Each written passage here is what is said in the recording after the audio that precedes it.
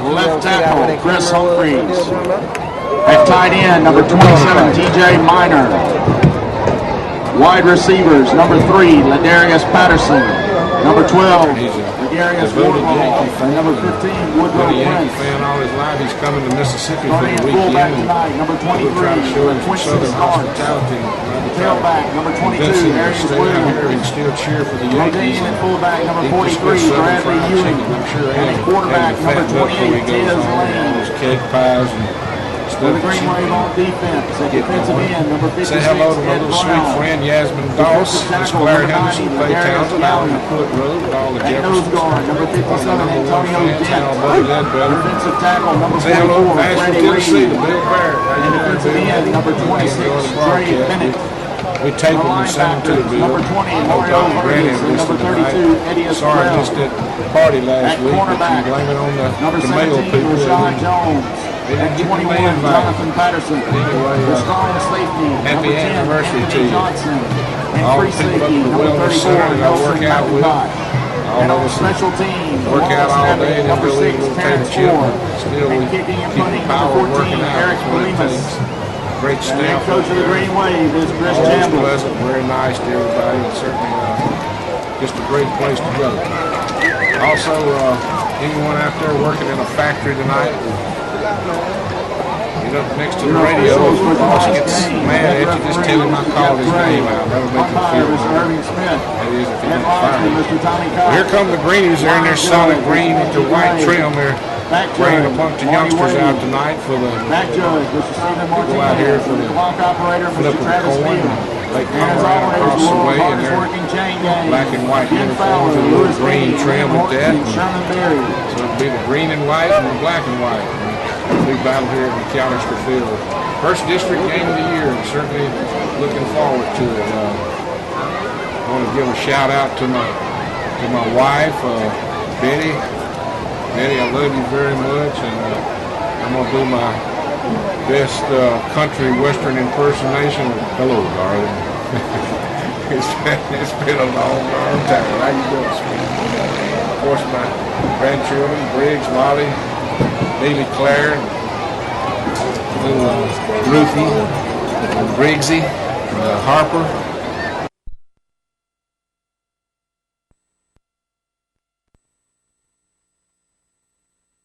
Harper, Moore, and Norman. Certainly, they're my rocks. I tell you what, I don't know what Betty and I would do without them. And my daughter, Brookie, good mama to those children, and certainly we have a good time with them. Never dreamed I'd get this age and hear the sound of crying in the house again, but you know what, it ain't bad once you get used to it. But anyway, we're getting ready to play some football here tonight. We're waiting for the captains to go out, and while they go out, we'll pause another 90 seconds on the Green Wave Network. Tonight and captain is the 2012-2013 senior class. Yeah, go ahead a minute and a half, come back to me. Is that what you've been doing? For the Gators, number 4. Yeah, and then we'll go to 30, right? Jarvis Hankerson, number 2. Yeah. Brent Thompson, number 43. Bryce Gray.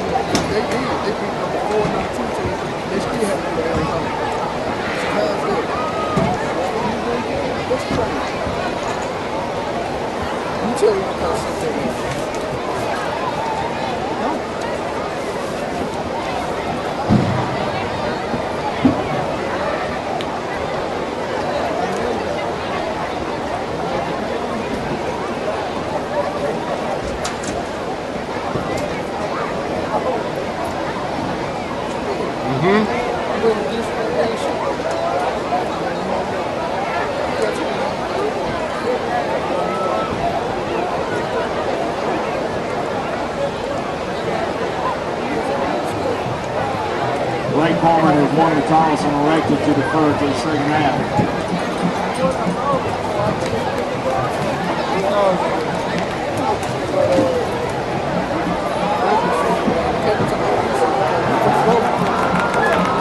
Welcome back, ladies and gentlemen. We're getting ready here for Lake Cormorant, West Point, Mississippi.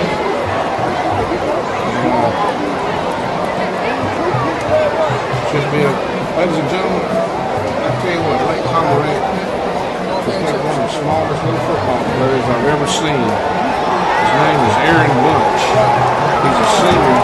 He's 4 foot, weighs 115 pounds. And buddy, I tell you what, it's just an inspiration to see the little young man across the way. I tell you, I've never seen.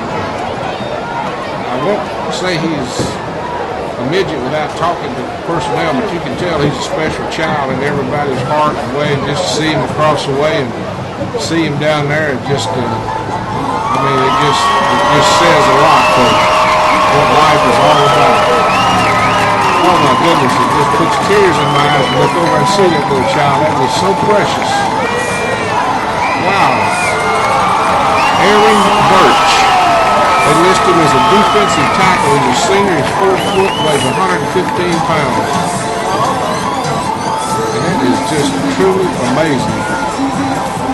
I tell you, I've never, in all my years of calling football, I've never seen anything that quite moves me like that, to see that child over there. I love that child. I don't even know him. He makes me think of my little heart. Wow, thank you, Lord, for giving us this pleasure every Friday night. Thank you so much. Wow, I wish you could be here, folks, and see him. It's just, I've got tears in my eyes and chill bumps on my arms as I look across the way, and I'm so happy for him. It's tears of joy, not sadness. Wow. Hang in there, kid. Well, I doubt if you'll ever get on the field, but the thing about it is, if there was ever a Rudy story, there's a Rudy across the way. Of course, I cry every time I watch that movie. Ladies and gentlemen, two other announcements from the West Point Greenway Booster Club. Harper's my little special child. I love all my grandchildren the same, but he's my little special one. All right, folks, let's get ready to play some football. Smile at the girl you brought. The drink your choice.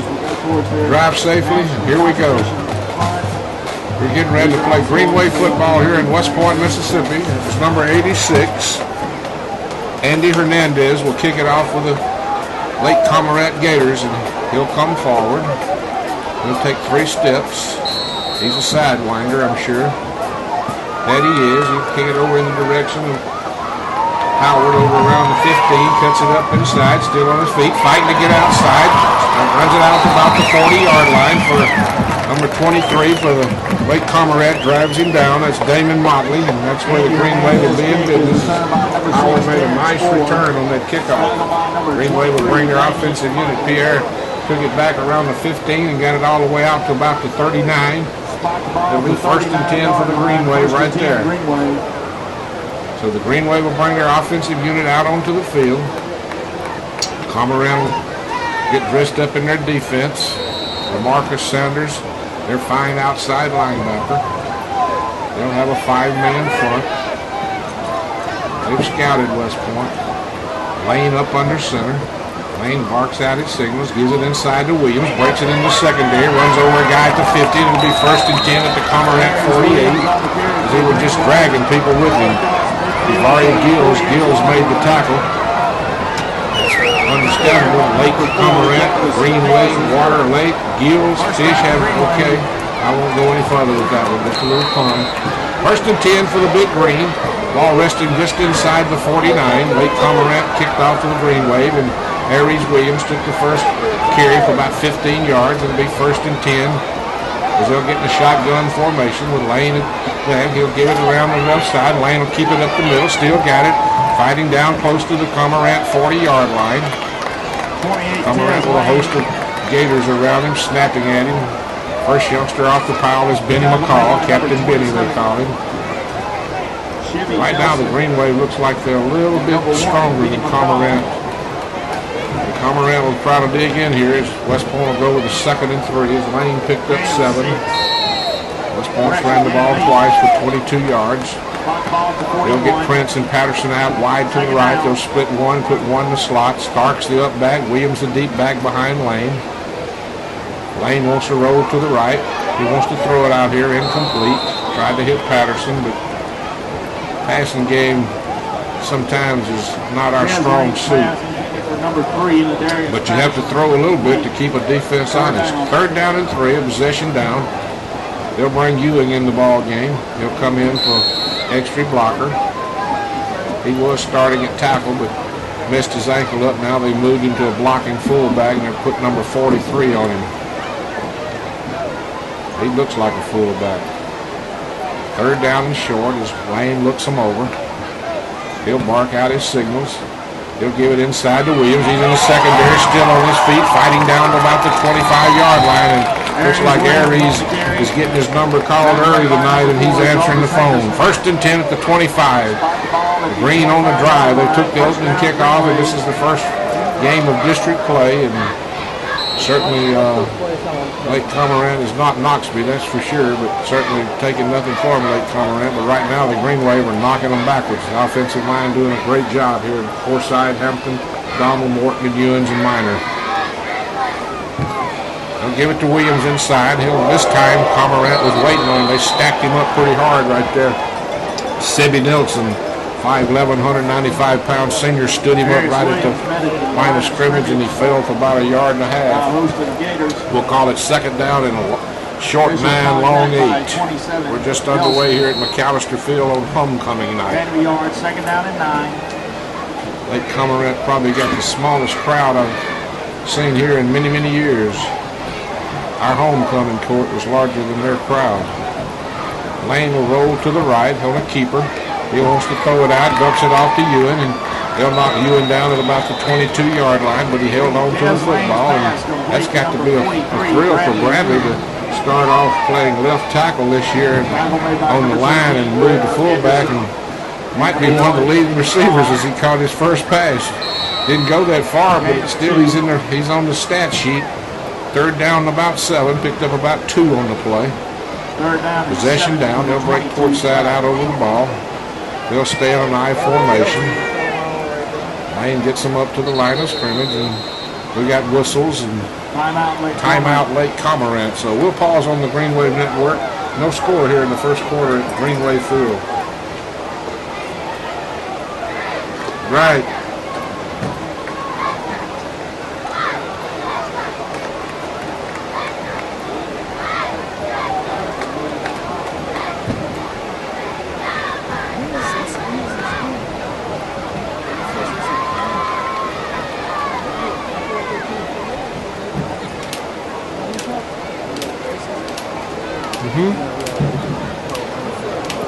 Once again, ladies and gentlemen, the West Point chapter of FCCLA has partnered with Magnolia Seasoning. Welcome back, ladies and gentlemen. We're sitting here at the deep in Cormorant territory. The ball right at the 22-yard line. The Green Wave threatening to get in the red zone here early going.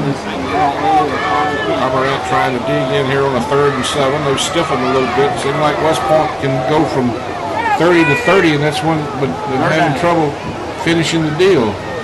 They'll get in an I formation. Lane will bark out his signals. Lane wants to roll. Throw across the middle. Pass is caught. Did he hold it on? We got a pass interference call, but he caught the football anyway. Nice throw and catch that time.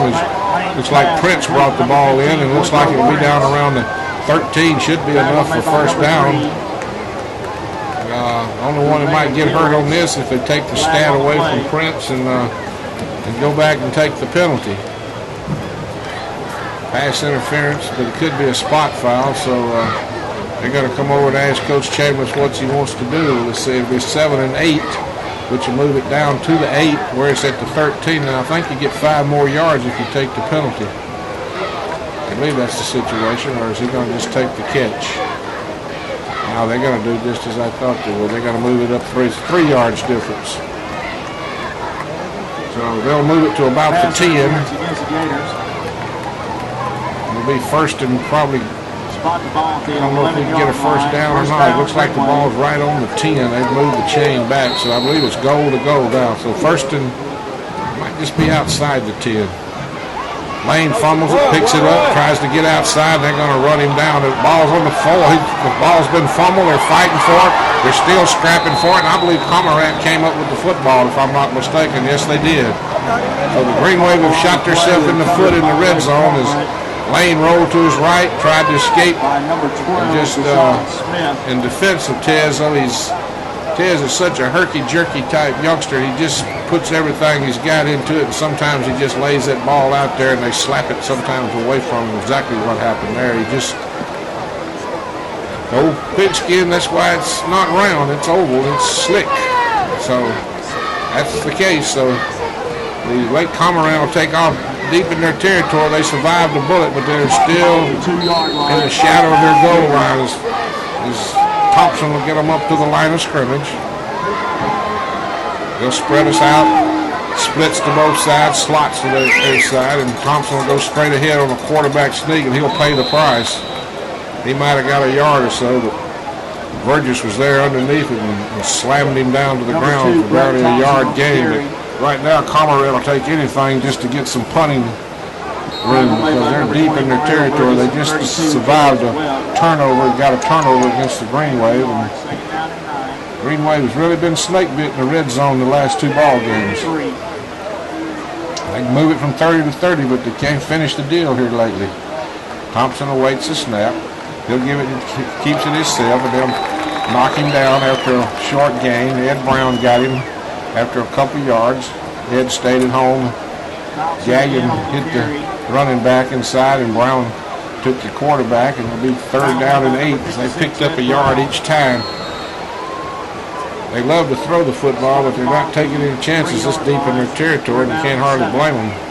They're just trying to wedge out some room in case they have to punt the football, have some room. So they'll get in a spread formation. You know, that's what drives coaches crazy. You're in your 5th game and you practice all week, and the quarterback has to get everybody lined up. They'll throw that complete. They should have a 1st down with a horse collar against the Green Wave. So Lake Cormorant made a big play there on 3rd down. Looks like they're going to get out of the hole. Thompson just stood straight up and threw the ball into his receiver. It looked like the Green Wave horse collared him from my angle. I'm a long way up here, but I believe that's exactly what it's going to be. So we're 1st and 10 for Cormorant, and that play turned out to move out to the 27-yard line. So that's about a 9-yard completion and a 15-yard personal foul for horse collar. So 1st and 10 for the Lake Cormorant Gators, and boy, the deja vu, the penalties. The Green Wave again being hit hard with penalties, turnovers. So 1st and 10 for Cormorant at their own 27-yard line. No score in the ball game. We're just underway here at McAllister Field. Thompson will bring a man in motion. He'll give it to him on the speed option. He'll try to get him outside, and the Green Wave's there waiting. There's another penalty flag. And I'm telling you, it's dish rag city here tonight. That possibly is a holding against Cormorant. Pedro says it is. He's had a pretty good view of the last 20 years of what's going on. Chambers says send them back, so that'll be a holding call against Lake Cormorant. We're picking up the laundry that we dropped last week and having at it again. Somebody needs to get them pretty girls somewhere to sit. At homecoming court, they're still standing. I know those young ladies have got to be tired walking around those pretty dresses. Usually they have a bunch of chairs out there, but as many as they got this year, they're going to need some stands. 1st and a country mile for Lake Cormorant. The ball back at their 17-yard line. 1st and 20. They'll spread us out all over the field. Thompson will stand in a shotgun formation. He'll wait the snap. Wants to throw it out here. Pass incomplete. I believe it was intercepted. I believe Rashad Jones got the ricochet. He did. So a fumble for Cormorant, interception for the Green Wave. And Rashad Jones, Johnny Alertly, gets the ricochet off of the receiver, and the Green are back in business inside the Cormorant 20-yard line down at the 17-yard line. There's the first bingo for the Green Wave. So 6:48 left here in the first quarter, no score. Officials timeout on the field. So they're going to take the water break timeout, so we'll pause 30 seconds on the Green Wave Network. We'll take the timeout with them. There's no score here at McAllister Field.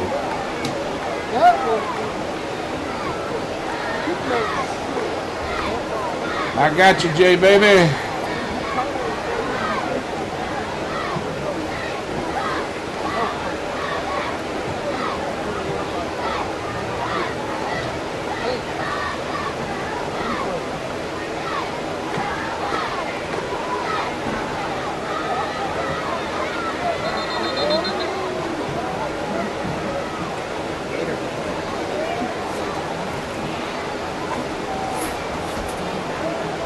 Welcome back, ladies and gentlemen. I'm Bud Bourne, longtime voice of the West Point Green Wave. District play here tonight, West Point versus Lake Cormorant. Both teams have suffered turnovers. Green Wave got kept out of the end zone. Cormorant has given them great field position again. Lane barks out his signal, gives it inside to Williams, and Williams is just plowing and clawing his way all the way down to about the 10-yard line. And right now, Aries Williams has been the big show here in the early going. He carried the load last week. He's been the load. Oh my goodness. Tez Lane looks like he's limping a little bit. I hope that was just a little Joe will get up on the good foot. Well, he looks all right now. I thought looked like he was jumping up and down. Fumble on the play, and right now that ball needs some glue on it. They'll recover it back at the 15 as Lane will recover his own fumble. And right now they're having a tough exchange. That ball is awful slick. Green Wave has really had trouble down here in this red zone. Just started the last week, just carried into this week. They've been finishing these drives, but boy, here lately they're really trying to find some kind of way to overcome anxiety or whatever it is. But 3rd down and 9 as Lane will drop back in a shotgun formation. He'll await the snap. Drop straight back. Wants to throw a little caught out there by Williams down about the 6 yards. Should be enough for the first down. And Aries Williams, he can do everything but sell popcorn. They split him out as a receiver. They make him their chief running back, and it's 1st and goal at the 6. Nice throw and catch there from Lane to Williams. Here comes Josh Ewing in the ball game. Josh will get in this I formation with him. Going to have Ewing as the up back, Josh the second back, and Williams behind him. They'll give it inside to Williams straight ahead, and he powers and fights toward the goal line. They got him just short.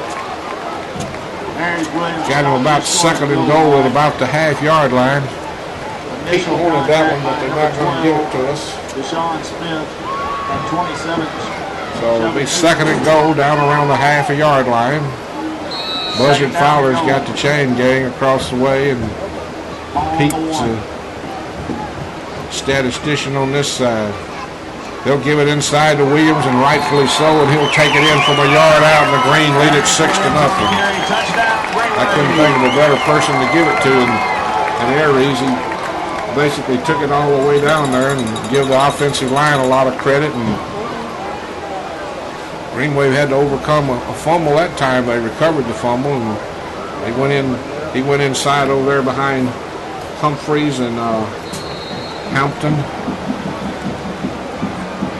So Lemus will come in to kick the extra point. Everybody's wanting to see this extra point because everybody was wondering what had happened if we'd have scored against Knoxville. We would have made the extra point, but we never did score, so it's imminent. So they're going to penalize the Green Wave for sloppy play again. They just practice these extra points about 100 times a day and get in the ball game, and somebody just has a moment of not knowing what to do. See if Lemus can get this kick in there. He got it off. He got it high, long, and good. So that's basically a 25-yard extra point with a penalty flag of roughing the kicker. So the Green Wave will probably kick it off from around midfield or somewhere in that area. As they lead it 7-0, they pretty well controlled this first quarter, and they've answered the bell. I didn't know how they would come out and fight after that grueling battle with Knoxville, but they have come out to fight.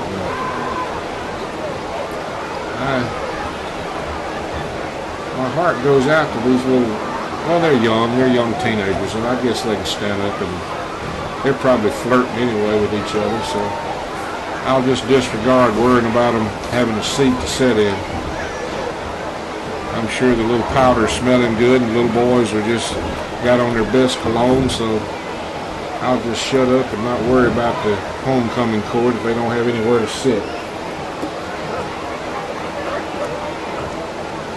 So Wade will kick it off from the 45 instead of the 35. Lemus will get an little additional running into the kicker yardage, and he'll come forward and kick it off. West Point leading 7-0. Kicks a high driving kick, and that one's going to go all the way to just about the goal post. I think it hit the bottom part of the goal post, so kicked it all the way through the end zone from the 45, and Lemus has done that with regularity this year. He's really laid the leather to it. Tell you something else about Lemus you probably don't know. He probably could start on defense or offense if they didn't love him as a kicker. If you want to give up your football career, just try out for kicker for West Point, because a lot of kickers that come through here were pretty good athletes and did nothing change. So West Point will bring big number 70 into the ball game. This is a youngster they really like. He really has improved every week too. That being young man that's joined the program the last 2 years, Lyndon Johnson. So he's not the Texas Lyndon Johnson, but he's a good football player. He pushes straight ahead, and Thompson wants to throw it long down here and just overshoots the youngster. Pretty good coverage there by Patterson, and he just overshot number 7 down here, Ryan Golden, but certainly he threw that football from about the 10 to about the West Point 45, so he's got a great arm. He's Brett Thompson. He's their senior, 6'4", 210. Big, tall, rangy kid. So they'll break the huddle. They'll get youngsters out to the left side. They'll get Golden to one side and Sanders to the other side. Green Wave trying to dig in on defense, and that looked like a Chinese fire drill. There's yellow handkerchiefs everywhere. 4:33 left here in the first quarter. West Point leading 7-0. I'd like to give that score for Gary Duckin. Gary likes to know the score. 2nd down and 15. Green Wave leading early in the contest. Thompson then will break the huddle at the 15. He'll have a youngster behind him. Bird will stand behind Thompson. He'll drop straight back, and he'll give it to Bird. And Bird's trying to get outside, and they're going to clip his wings for no gain. Birdman couldn't go that time. He's a 5'8", 175-pound youngster. And late Cormorant, they come along. They got down here real early.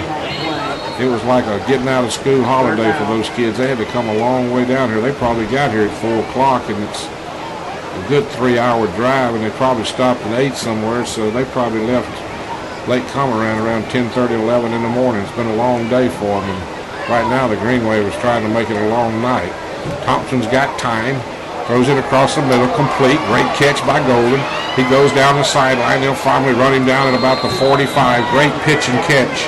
Ryan Golden, and he was golden on that play. He ran a little slant across the middle, and Thompson was Johnny on the spot with that big right arm of his. And right now West Point's getting no penetration defensively, and Thompson's having all day to throw. It's amazing the turnabout, how a defense can play one week versus the next. So they'll spread youngsters out all over the field. They'll get Jones and Hankerson out to one side. Thompson awaits the snap. Looked like the offensive side for Lake Cormorant moved over there. Looked like big number 75 might have moved a little bit. It is going to be a 5 yards, but that hadn't hurt them yet. The penalties hadn't hurt Lake Cormorant. They've overcome several penalties here tonight. They trail 7-0, but They're at their own 40-yard line as they play pitch and catch on a 23-yarder to get to the 45 and drew another 5-yard penalty, so it'll be 1st and 15. Thompson awaits the snap. He'll give it to Bird. Bird's into the secondary and got a little bit more out to about the 50, a quick 10, and that time Bird had those wings flapping and the Green Wave had a little trouble finding him. And the Big Green will bring Den into the ball game. Den will get a little playing time. AJ will check in. He'll replace Devontae Randall. Coach Pickens playing a lot of kids on the defense side here tonight. Thompson fakes it inside to Bird, wants to keep it. Now he throws it out here complete. Got a youngster down the sidelines, and finally Burgess will run him down at about the 30, but a nice pitch and catch to Ladarius Rogers, and Lake Cormorant has got something working. Well, I tell you, Noxby couldn't make a yard against us, and Cormorant's going down the field like they own us right now. Those traditional grudge battles, kids bring it out. I have a feeling this might be a little bit of a letdown, but maybe we can jack it up here in a minute. 1st and 10 for the Cormorant Gators. He'll give it to Bird, and Bird will go inside, and this time Bird made the mistake of cutting the wrong way, and Ed Brown and company took him to the ground along with Denton Reed and Burgess and company. All of them got a little shot of that one. 2nd down and 10, ball at the 30-yard line. Green Wave leading 7-0. Less than 2 minutes here in the first quarter. Lake Cormorant driving toward Ishman Avenue from east to west. Hello, Norman. You'd like to know your old buddy Leon's here tonight. So Thompson drops straight back. He wants to throw long. Got a youngster out there. Did he catch that football? Golden caught that football. What a great pitch and catch. 1st and goal for the Cormorant Gators at the Green Wave 3. And the Thompson to Golden right now is Golden. 1st and goal at the 3-yard line. As Cormorant has driven 77 yards, and they're knocking on the door. The ball just inside the 4-yard line. Green Wave secondary been torched on this drive. The Thompson to Golden has been everything it's told about. So Thompson will get his ball club in up to the line of scrimmage. They'll get in a sort of a wishbone look with Thompson in a shotgun formation. He'll give it to his big back. He'll cut it inside, and the Green Wave were waiting for him at about the 2-yard line. That's where they stood him up. They brought a bigger youngster in this time, DeAndre Brown. He's a little bigger than Bird, just looking at him. So it'll be 2nd and goal from about the 3. This is where sometimes spread passing teams have trouble running the ball because they usually spread you out, and you're down here and it's not too far to spread everybody. 2nd and goal from about the 3-yard line. The Green Wave stood him up pretty good that time. Thompson will stay in a shotgun formation and a pistol look this time. They'll get in a pistol look. Look for the slant right here. They want to give it to Bird, and Bird cannot go. Dent was there to knock him down at about the 4. It'll bring up 3rd and goal. Daniel will replace Dent. Rashad Jones will check back in the ball game. He'll go in for number 36. That being Tyler Witherspoon. So now the Cormorant will bring their passing unit in, who they rely on for their passing. They tried to go with their power set. Well, I'm glad to see Golden go to the sideline. Golden's been a thorn in our side here tonight, Ryan Golden. Youngsters caught 2 balls and made it happen both times. Clock running down. I believe Cormorant's going to have to, they're not going to have to run a play. So we played 1 quarter here in West Point, Mississippi. The West Point Green Wave leading Lake Cormorant 7-0, but Cormorant knocking on the door. We'll be back in 30 seconds on the Green Wave Network.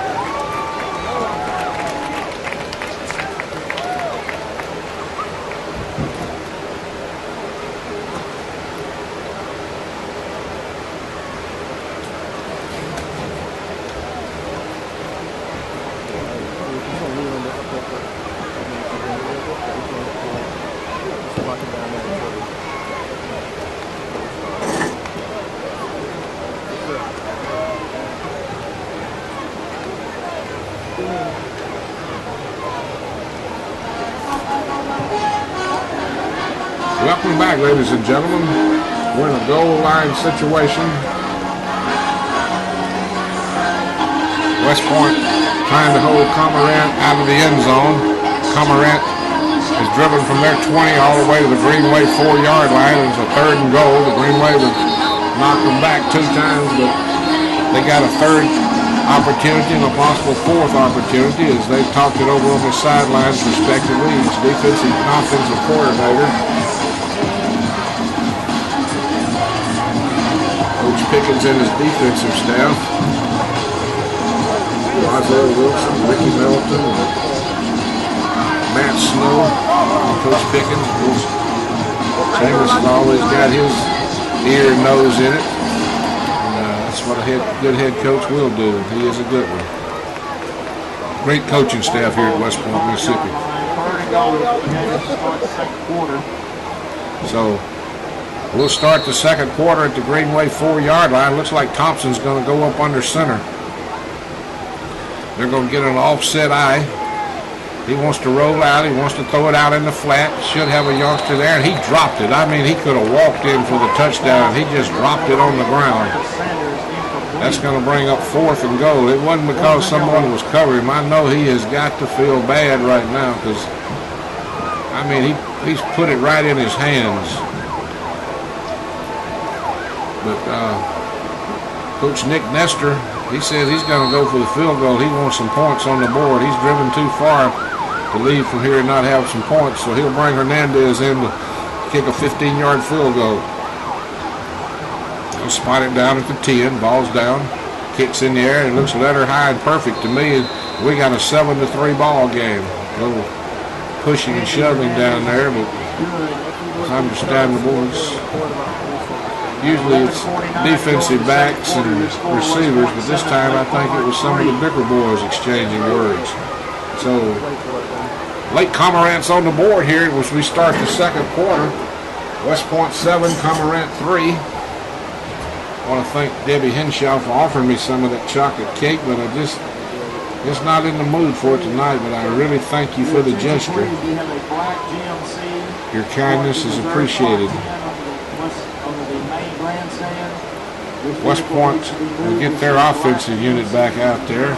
It's a beautiful night for football. I can't tell what the temperature is, but when I was down on the field earlier, it was nice. Chambers dressed me up like a green monster. I had on, everything was green except my shoes, and they're coach's shoes. I had on green socks, green pants, green top, green cap. So we're getting ready to kick this one off, and whistles blowing everywhere. I don't know if they held it up and almost made the kicker get a cramp in his leg because whistles went off as he was trying to kick, and for some reason they're going to re-kick. Doesn't look like no penalty involved either. Just didn't, he kicked it before they give him the signal, I guess. I didn't walk out here tonight. I knew it would be no parking problem tonight. So I enjoyed that walk last week. Wasn't bad. So Hernandez will kick it away. This time he gets a signal. He kicks a low, driving, bumbling kick. Going to be taken up by Williams at about the 30. He cuts it inside, looking for blocks. Still on his feet. He'll take it out to about the 48. And he was about a 1 block from taking that one to the land of milk and honey, I promise you.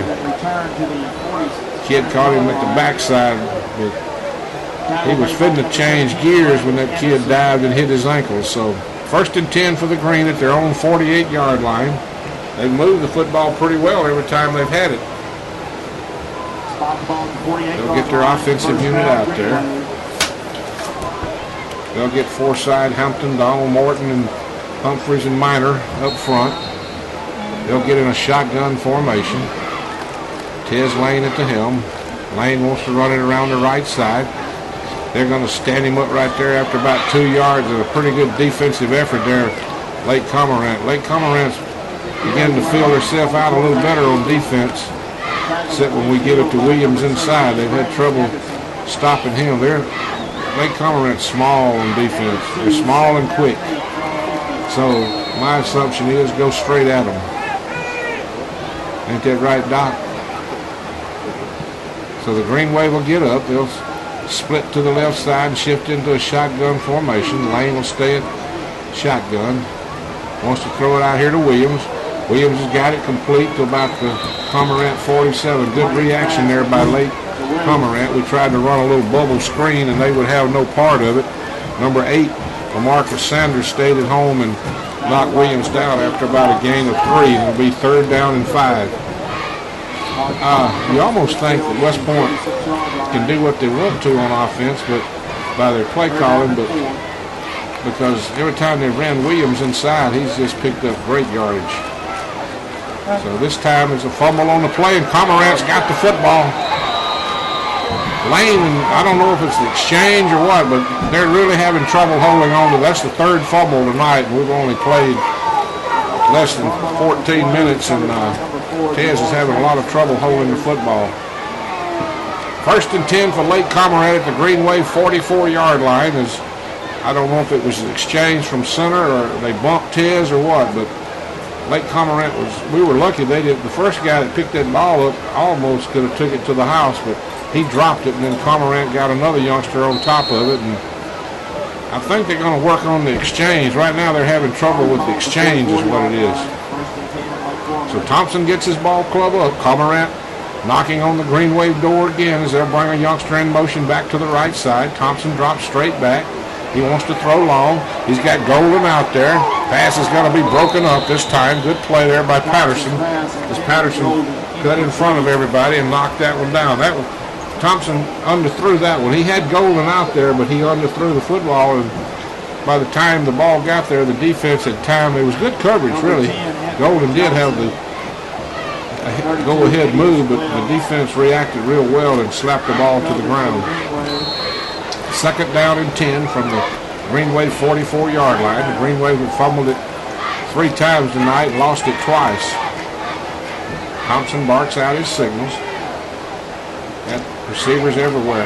Wants to throw an out here to a youngster. Youngster gets away. Down the sidelines he goes, and missed tackle over here by Jones on the left side, and he's getting an earful from Coach Pickens, and that'll move it down to about the Greenway 22-yard line. It was just a little out pattern.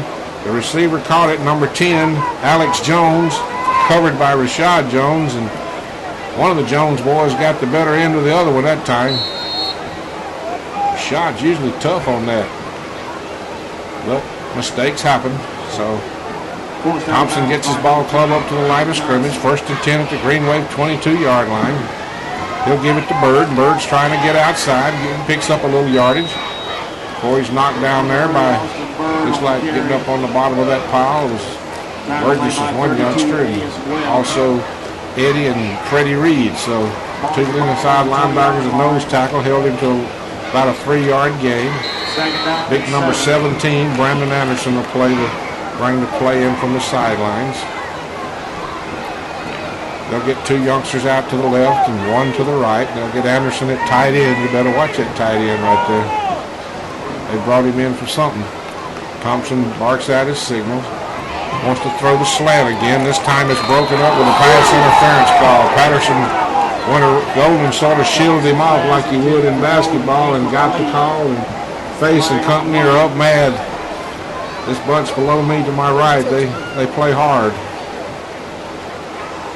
They buy these expensive seats, so they got a right to jump up and holler, I guess.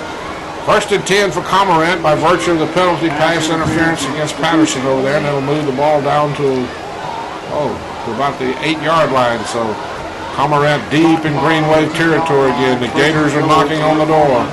9:11 left in the 2nd quarter. West Point leading 7-3, but being knocked backwards. Time for Reed, Gallion, Logan, and Brown to put some pressure on.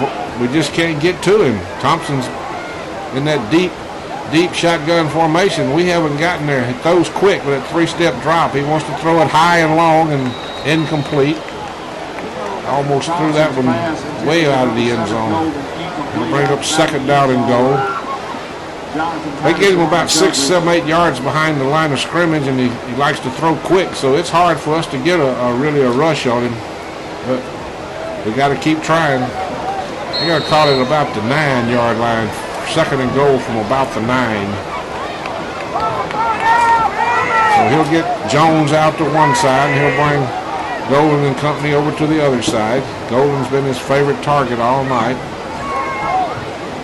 He wants to throw a slant. He got Golden, and Golden hold on for the touchdown. He did. Great pitch and catches. Golden is just, he's torched our secondary here tonight, and Cormorant goes up 9-7, extra point coming. Thompson to Golden, Cormorant's lead 9-7. We're getting torched in the secondary.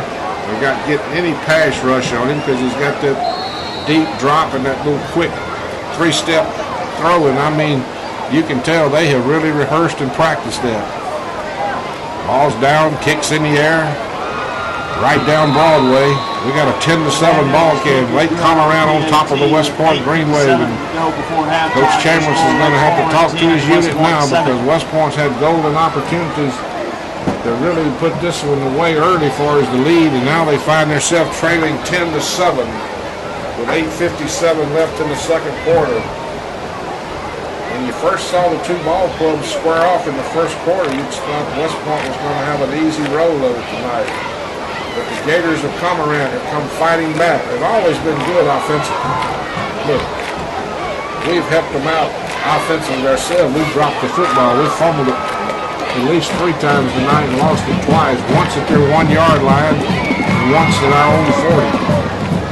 So, you do the math, that's why we're behind 10-7 as young Hernandez will come in to kick it away with those little pretty green shoes. He'll come forward. He'll kick a driving kick.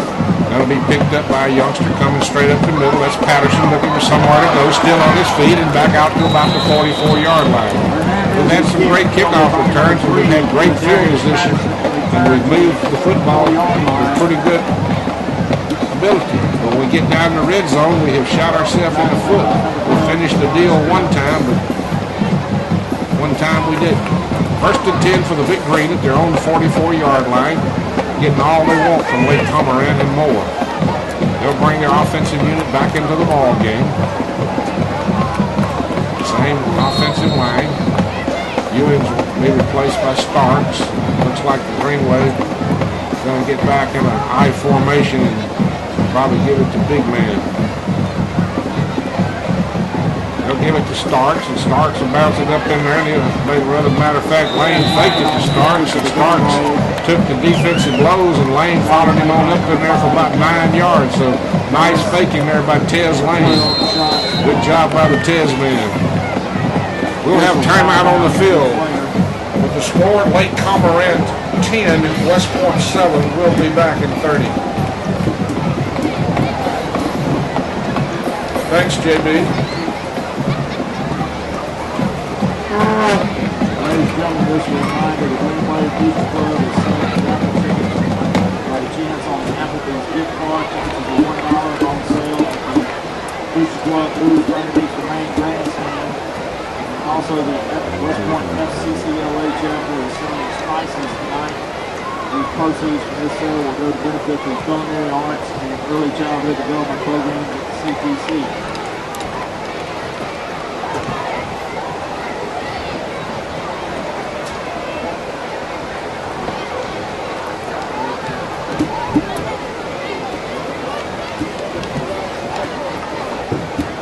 Welcome back, ladies and gentlemen.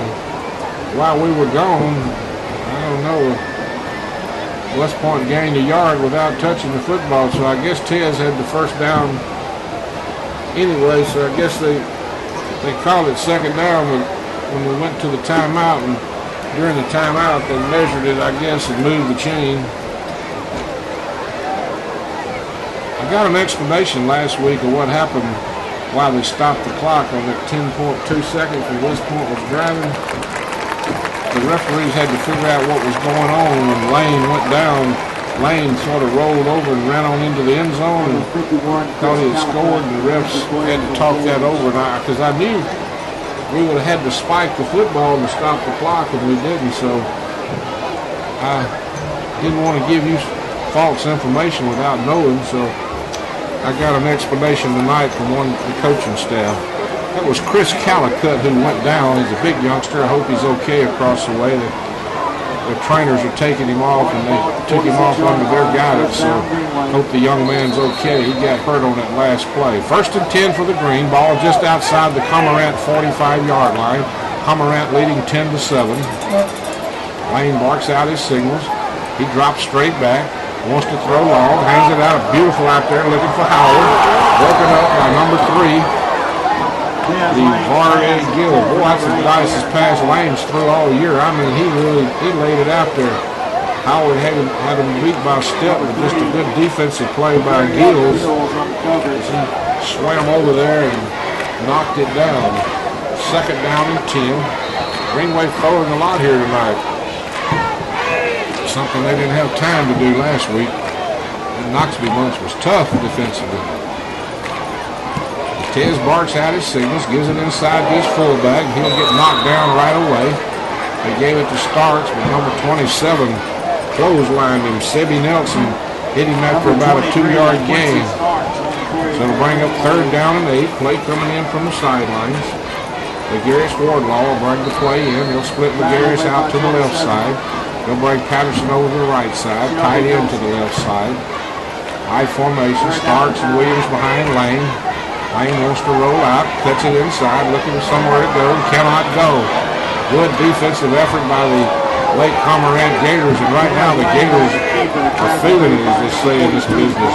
Nice tackle there by Bryce Gray, and had some bluebirds out a little bit, so it looks like West Point's going to have to kick it away here on a 4th down and 10 as Lane lost 3, and tell you what, give Lake Cormorant a lot of credit. They withstood that first march by Sherman through Georgia, but since then they have regrouped and they're having their way defensively.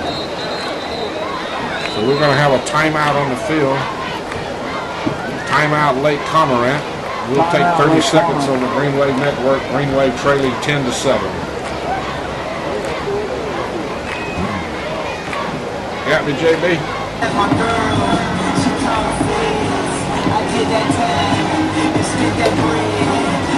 Got a half moon here tonight. Got a half moon here tonight. Half moon. Yeah.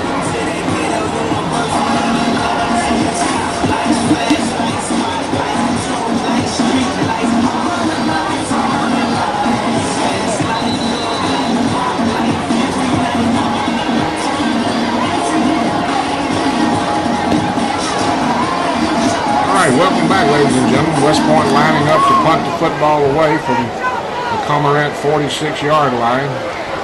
Cormorant got a youngster Golden back there. He's been golden all night. He's been Johnny on the spot. He has a touchdown and 3 or 4 receptions for good yardage. Lemus awaits for the football. Got time, kicks it away, and they're going to rough him, and the Greenway is going to get a personal foul against him as Golden brings it down the sideline, still on his feet. He's a elusive youngster. I tell you, Mr. Golden's a good football player. He's not a big youngster, but he's got a big heart. And Lemus is hurting down out there, and they're going to go check him out right now. He got run into pretty hard.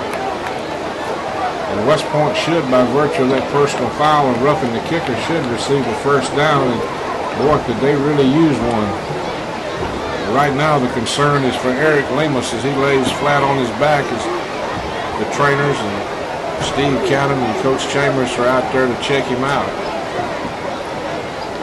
Come on, all right. Here comes Pedro. He's a little late getting there. Pete's usually one of the first ones out there to check on him.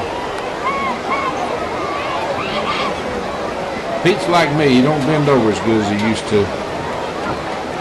He'll want to tear me up after that. Are you listening, Rudy? Quit feeding him so good, Rudy.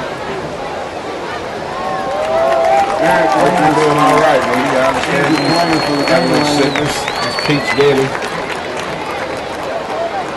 So Lemus will come on out, and he's holding his arm more than he is anything. And boy, that's not a good sign when you're a kicker meeting, especially a punter. But West Point will have 1st and 10 at the Cormorant 31-yard line by virtue of the personal foul. So Lane will get his ball club up to the line of scrimmage. He'll have Ewing at fullback and Williams at tailback. He'll bark out his signals. He'll give it inside to Williams, and Williams will bang it inside the 30 down to about the 28. I'm telling you, Cormorant's done got stingy here of late. Stock market was good early on, but boy, I tell you what, Cormorant's been ringing the bell early here lately. Second down and about 8. Those were 12 and 14-yard runs. They put a little stop. There comes some blue lights down one of those highways there. Somebody done messed up. So, second down and 8. Lane barks out his signals. He wants to roll back. Pitch it out here to Williams. Williams has got it. 25 still on his feet inside the 20 to about the 18. That was just a great one-on play by Williams. He just knocked that ball out of the air and then caught it with his other hand and turned it straight up. And once he gets it, he knows how to take it east and west. In this case, north and south if he were playing in that direction. First and 10 for the Greenway. They're knocking on the door down at the Cormorant 17-yard line. And that was really a very lucky play. He just made a great bobble catch that time and took it for extra yardage. Ewing up back behind Lane.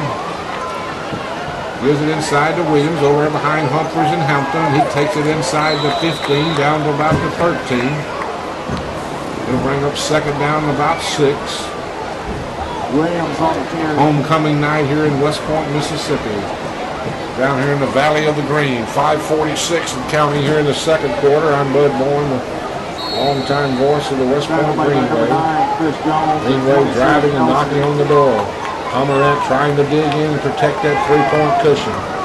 They'll get in the power eye. 13-yard line. They'll bobble that ball again, and they just are having trouble. I don't know if the nose tackle is bopping port side upside the head, or him and Lane are having a terrible exchange. That's the 4th time they've had a bad exchange. They're going to get that football out of the game, and rightfully so.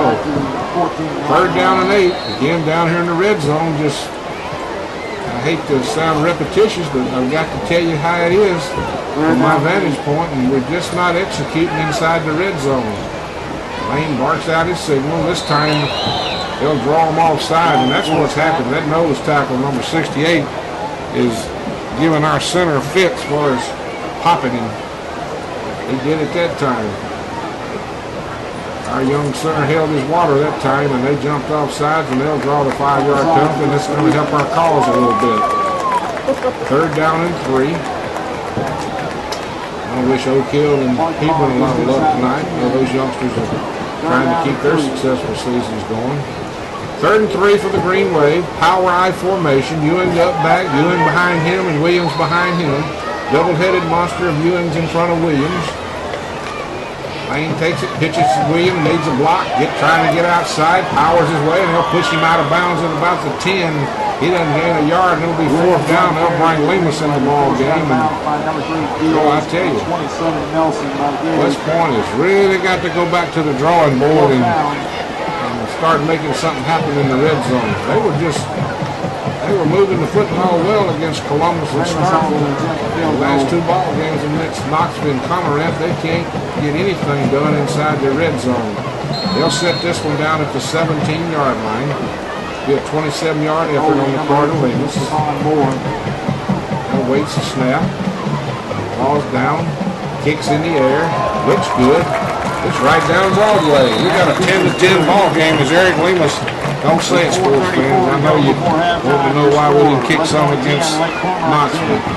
Well, my answer to you is you go get you a coaching degree and you go coach somewhere. I love this coaching staff. 10-10 ball game. 4:34 left here in the second quarter. Easiest way in the world to be a second guesser. I love these kids, love this coaching staff, and I love this community, love this crowd. I'll leave it at that. West Point 10, Lake Cormorant 10 in a pretty seesaw battle here. Late in the second quarter on homecoming here in West Point. Chris said he would fire the athletic director for scheduling such a tough opponent on homecoming, but he is the athletic director. Pushes that out the window. So Lemus will kick it away with 4:34 left before half. in a 10-10 ball game. Puts a nice move into it. Golden will take it in about the 4. Coming straight up the outside. Still on his feet. Boy, he's elusive. He's a hard youngster. He reminds me of Gabe Miles. He had him, couldn't hold him, and finally Williams got him and knocked him down at about the 26, 27. So Cormorant will bring that explosive offense into the ball game, and I tell you, Cormorant's the type of ball club you don't want to stay real close to them if they get the ball last, because they can move the football. Official timeout on the field. So we'll just keep it right here before halftime. West Point 10, Cormorant 10. Both teams are going to take a little time out and talk it over. We'll hold it right here. Cormorant has the football. Last 2 times they've had it, they've moved it pretty good. They had the 1 turnover earlier in the ball game. Set West Point up. But West Point cashed in on that one, but West Point has had 2 bad fumbles that's kept Cormorant hanging around, and Cormorant had a long drive and came up with 3 points and then forced another turnover and took it in as Thompson hit Jones. Williams has the only touchdown for the Green Wave, and Lemus added the extra points and put a 27-yard field goal on the board. And so that's where we stand at right now with 4:25 left here in the second quarter. So Thompson is good as advertised. He can throw the football. Tall, rangy kid. He'll send Golden in motion. Wants to throw it out here to Golden in a one-on-one situation. He'll engage 1 tackler, gets by another one. This kid's a good football player. He's going to turn a 3-yard loss into about a 9-yard gain. West Point has trouble tackling these young guys that got these little jingle joints. Second down, about 2 yards to go. They had him trapped for a 3-yard loss. It was just a little swing pass, and West Point is really, really tackling poor here tonight. This is the same ball club that just would not allow Knox to be breathing room and cannot tackle nobody here tonight. So Thompson will spread them out all over the field. He's got 5 men in the backfield if they call it. I don't know if they call it. Bird's going to pay the price for not calling it, but they certainly, I believe, that I see a flag across the way. I believe I do. They had 5 men lined up in the backfield. I can still see that far, but I counted that time. Illegal procedure, that's what it was. 5 men in the backfield. I'm sure that they're going to take the penalty. Make it second down and 7 instead of 3rd and 3. Mark the ball back to the 30-yard line. Ordinarily, this team is a running team. You would probably take it 3rd and 3. This bunch can throw the football well. Second down and 7. Second down and about 7. 3.5 minutes basically left here in the second quarter. We're tied at 10. Just like we left Dodge City. Trying to dig in and just can't get to Thompson because he throws it so quick. Those are out here complete. Another youngster, they're just running slants right in front of our cornerbacks. Number 10, Alex Jones. They're doing a good job of it. 1st and 10 for Cormorant. They needed 7, they got 7.5. It's almost like our corners are scared to challenge them right now. Pickens will address that at halftime. You can bet he will. He can get their attention quick. 1st and 10 for Lake Cormorant. They'll break the huddle and come up to the 37-yard line. Tied 10-10. Well, this is not a good deal with Golden on one of our linebackers. Thompson. Oh! Tiger Logan almost made the play of the ball game. And I'm not so sure that wasn't a lateral. Tyler wanted to do a lateral. He knocked him down. Thompson tried to throw a little swing pass, and Tyler almost stepped in front of that. No saying, I guess that's why Tyler plays defense. Defensive men not known for their receiving skills. I think that's more of a cliche, but that's my story and I'm sticking with it. Thompson gets him up to the line of scrimmage, 2nd down and 10. Gives it inside to Bird. Bird breaks it over on the right side, still on his feet. And great running by Bird. Oh, man. He flew the coop that time. 1st and 10 at the Greenway 40. Bird just turned it loose that time and just shredded the Greenway defense. And the blue section under me is fired up. So number 6 will come in the ball game for West Point. Terrence Orr come in at linebacker. Thompson gets his ball club up to the line of scrimmage. They're knocking, driving again. Thompson barks out his signals. He'll give it to Bird around the left side. This time Bird will take it for another 5 yards down to about the 35-yard line. Clock still running. Clock, West Point's ally now if he'll just run because I'm telling you, Cormorant can move the football. They're just torturing our defense here in the first half. They're throwing the football well, and then they spread us out and knock us on our tail and move the football inside. So 2nd down, a short 5. Thompson gets him up to the line of scrimmage. He's got Bird behind him. Bad snap, but he feels it like a shortstop. Wants to throw long down here. Got a youngster out there. I believe it's going to be intercepted by the Greenway. Boy, right at the goal line. Great job by A.J. I mean, if he wasn't in the end zone, he's about a ball length out of it. Man, his knee went down at about the half-a-yard line. I can't see that far, but that's what it looks like to me. All the paramedics and all the guards and policemen over there, they can see it. It's right over there in their corner. That ball's just right outside the goal line. So, you better not drop it on the ground right here, folks. So, that'll be a good exchange of center right here. As Lane gets his ball club up there, and I'm sure that nose tackle, he's going to fire off right here. Greenway moved the backfield illegal procedure as if we needed that. This is dangerous territory right here. I'm not so sure we wouldn't be advised to get him a shotgun and throw out of here. I mean, we are backed up so far that the quarterback's in the end zone. So 1st and 10, or 1st and 10 and a half. That ball is barely outside the goal line. Lane takes the snap, gives it to Williams, and Williams plunges it straight ahead for 2 or 3 at the most. But they got it out from the goal line. That's the main thing with a minute 12 clock running. Going to move it out to about the 3-yard line. That was a good play right there. That might be the best play of the night for West Point, making that 2 3/4 yards to get that ball right off of the goal line. So Lane will bark it out. He wants to throw. Wants to throw long. Got a youngster out there. Howard picks it off. Taylor got it on his 50. Takes it down to the Cormorant 43. Pierre Howard with a great catch.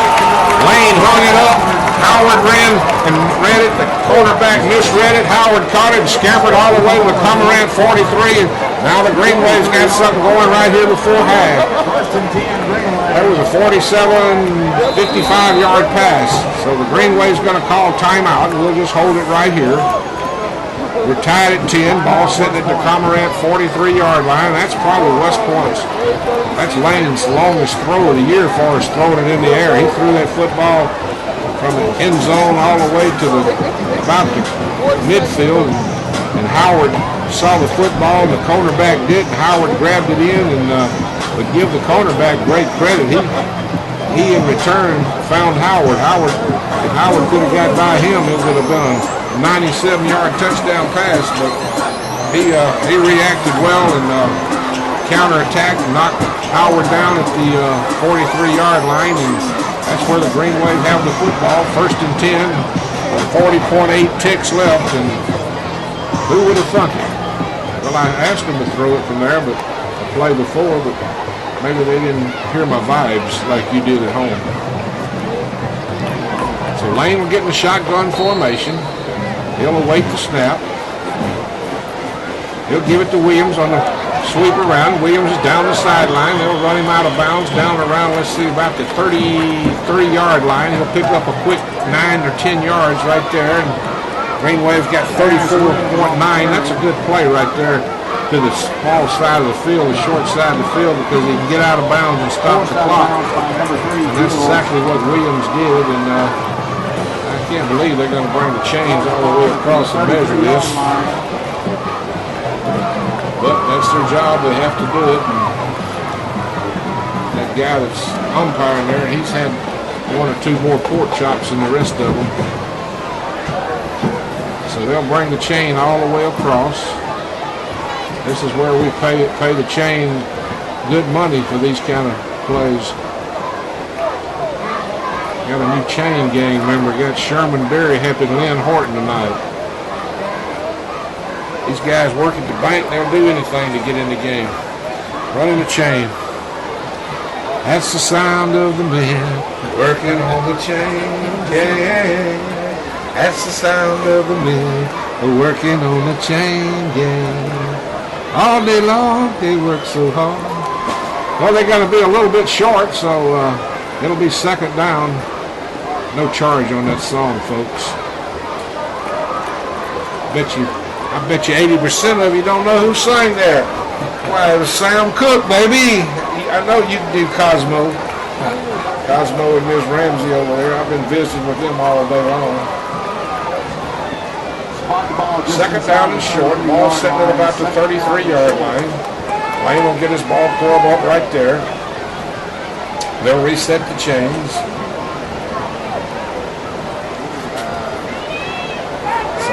Lane will get his ball club up to the line of scrimmage. Starks the up back. Williams the deep back. Lane drops straight back. He wants to throw long. Throwing out there to a youngster. And I don't know if that might be offensive pass interference. They were blocking pretty good over there. But I don't know if he's going to call the defensive man for holding him up, or they're going to get Patterson for pushing the defensive back. It's going to be debatable. I could go either way with it. I really believe they're going to get the Green Wave receiver. I'm anxious to see how they call this. He's going to confer with his buddy to make sure he knows he penalizes it right. It's got all the indications it's against West Point, but we'll just wait and see. Pass interference, offense. I thought that was, you could see it pretty plain. He shoved him pretty good, didn't he, Boone? The old linebacker hanging around. He'll be here at halftime. Him and Red Leonard will kick it around a little bit. That's a big, big penalty right there. They lose the ball all the way back to the 47-yard line, takes you out of field goal. You still got a third down and long, but that was a bad, bad penalty, as they would say. I thought we would play field goal and just run the football and get a first down, but who am I to think? Lane drops straight back, throws it out here. Oh, in and out of the head. I tell you, Lane's throwing the ball better. Lane's beginning to throw the football pretty good. Now here's a tough decision for Coach Chambers right here, because it's fourth down. There's only 22 ticks left, but do you go for it, or if you get stopped, do you give the ball to Thompson at midfield? Chambers being the old pro, he's going to kick it away, and I agree with him. I think that's a good call. I think the offensive pass interference just took us completely out of field position, and Lane's throwing the ball well and have nothing to show for it at that time. His form is better. He's really worked at it, and now West Point wants to take a timeout. You don't think Chambers would fake it right here, do you? It's a possibility. It's a possibility. As Deputy Dog used to say, it ain't probable, but it's possible. Get some yards out of it and make that clock move on down and give him about one play. Yep. He could change his mind and throw the bomb, but I don't think he's going to. I don't think I would, be honest with you. You really, I get him on the end and talk to that. You should be ahead in this ball game, but at the same time, you're lucky you're not behind, if you know what I'm saying. It's really Yes, sir. 2 Eagles. Boy, you see that little man they got playing for him over there? Isn't that amazing? Yeah. That put tears in my eyes, I tell you. Aaron Birch. 4 foot, 115. Part big as Highway 45. I love that little boy and I've never met him. I'm his #1 fan and he don't even know it. So they'll await the snap. Lemus will try to kick it away. Now Westport's going to take another timeout. Right, you can't take them to the house with you, so they're going to talk it over one more time. It's almost like they got something up their sleeve. But I don't know, by giving up all your timeouts, it really wouldn't be no development unless you're going to, if you were to make the first down, get up there and kill the ball and bring Lemus in for a field goal. Homecoming here at West Point High tonight. Mrs. Paige Shelton is your homecoming queen. So Lake Cormorant's going to get Golden back, and why not? He's been golden all night. Everything he's touched has been golden. So Lemus will stand at about his 42-yard line. He'll await the snap. He's got time. Kicks a driving kick. Gonna hit, and Golden's gonna want no part of it. He's gonna let it roll down to the 5-yard line. So nice kick of 45 yards with no return. And again, West Point has a nice kicking game this year. Lemus has really stepped up here in his senior year. 11 ticks left, and I look for Cormorant to take a knee, and stay tuned at halftime as Red Leonard and Boone Larry will be in here with the old halftime report, and I'll go out and stretch these old legs and see if I can get some of this swelling to go down. They swell up every time I sit like this. Circulation cuts them off. Plus I weigh about 300 now. Thompson will get his ball club up the line of scrimmage. He'll get up under center. The only thing that could happen is if he was to fumble the ball, and he didn't. So we played a half here in West Point, Mississippi on homecoming night. The score at halftime is West Point, Mississippi 10, Lake Cormorant 10. We'll be back with your halftime show. Let's pause a minute and a half on the Green Wave Network. JB, I'm going to take my headphone off, JB, and see if you can hear me, okay? Can you hear me? Huh? Can you hear me good? Okay, I'm going to turn my halftime show over to Red Leonard and Boomer and Boone Larry, so bring it back to me and I'll introduce them. Red will be down here. You'd have to beat him to keep him out of here. Come on, buddy. He's going to bring it back to you and Boone get it on. Let them do some analogy.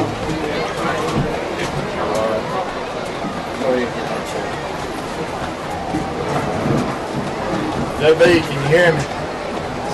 Alright, just count me down like 10.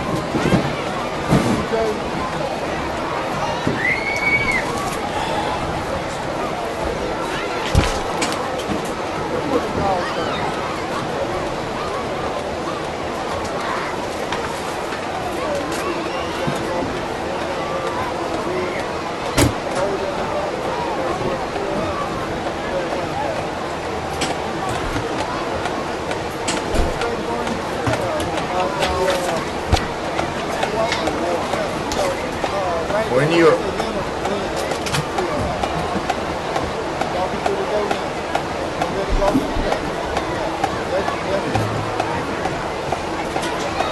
Good evening, ladies and gentlemen. Welcome back to the Green Wave Halftime Show. Alan Leonard and Boone Lowry here, coming to you from Hamlin Stadium.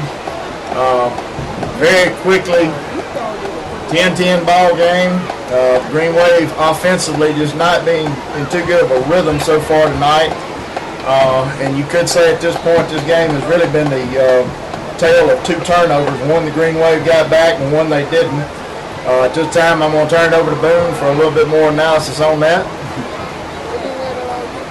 Hello, all Green Wave listeners. We out here enjoying a great ball game. We started off a little slow and made the second half and pick it up. Offense came out. They wanted to set the tempo, and they did pretty good. They moved the ball pretty good. We had a hiccup on the fumble. We got it right back and went in the end zone. Quarterback's throwing the ball well. Receivers, they're fighting for it, and I think they'll get that together once the coaches get inside and chalk it up. Right now on the defensive side of the ball, it seems like we can't get to the quarterback. Right now, he's got too much time. He's a pretty good youngin' out there. He's throwing it pretty good. He's got at number 7. He's pretty. What's the name of it? Ryan Golden. Ryan Golden. He's playing, and that was one of the go-to guys, and they've been going to him now. I think once we get the defense to just get that quarterback, get him kind of off balance, I think we'll be all right. The offense will come out the next half. I'm going to agree with you on that to an extent.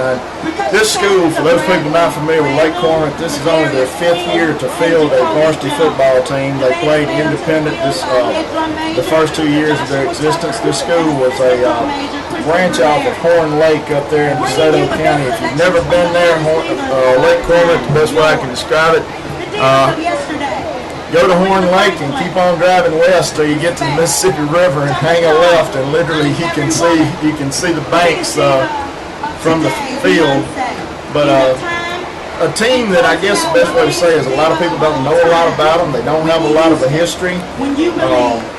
And they've come out tonight. We of course have been in this since the Green Wave moved up to this new 5A format. This will be our 3rd time playing them. And for a young football team, I mean, they do look very good. They have been very impressive. Quarterback, like you said, young kid named Brett Thompson. He is a senior, listed at 6'4", 210, and he has been having a lot of time back there. Statistically for the Green Wave at this point, Aries Williams, a total of 11 carries, approximately 52 yards at this point. Has come close a couple times, but just never been able to break the big one. And like we said, so far you can say this has been a game with 2 turnovers. The Green Wave only took the opening kickoff and marched it down. And just one of those weird type things, Tez Lane on a bad snap fumble that the Gators recovered around the West Point 22, and then ironically on the very next play, down the old tip drill, we end up with the ball back thanks to the work of Rashad Jones catching that ball. The only bad thing was we didn't really cash in on that drive. But kind of like last week, if you like defensive football, there's some hard hitting going on out here. We'll take 30 seconds to pay some bills here on the network and be right back. All right, just count me down at 10, JB. They will describe our defensive effort. Please describe that defense.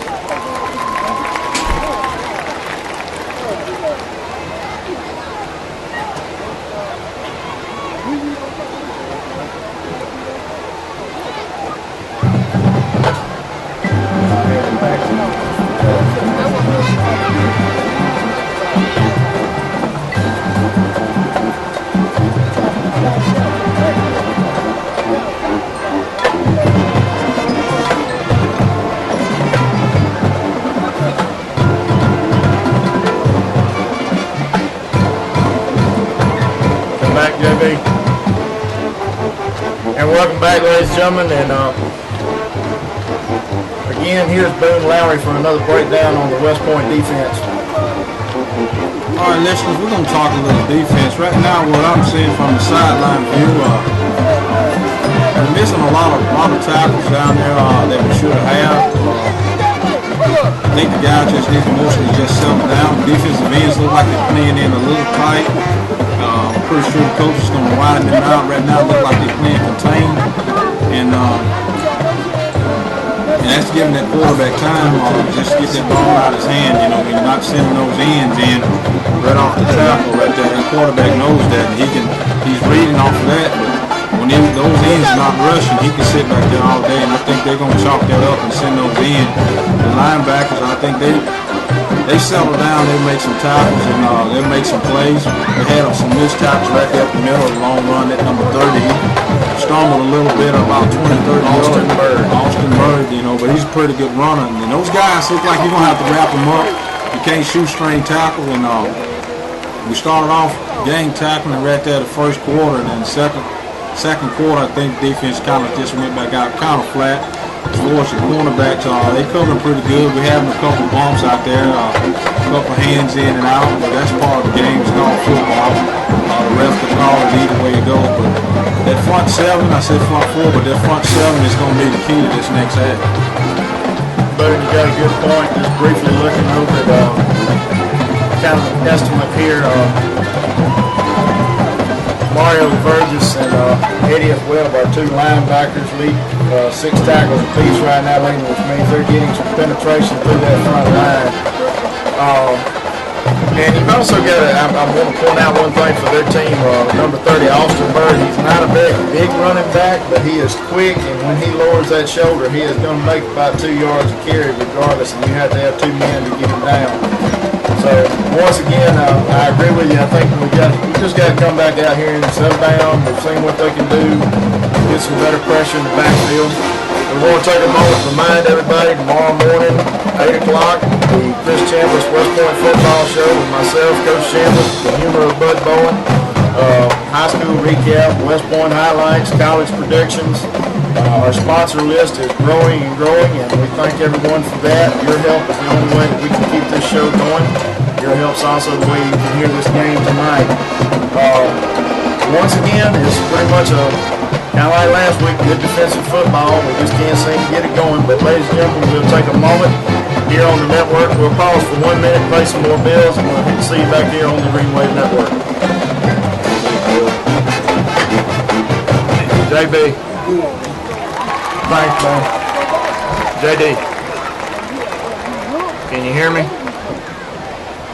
I can barely hear you for some reason. I don't know what's wrong with this phone.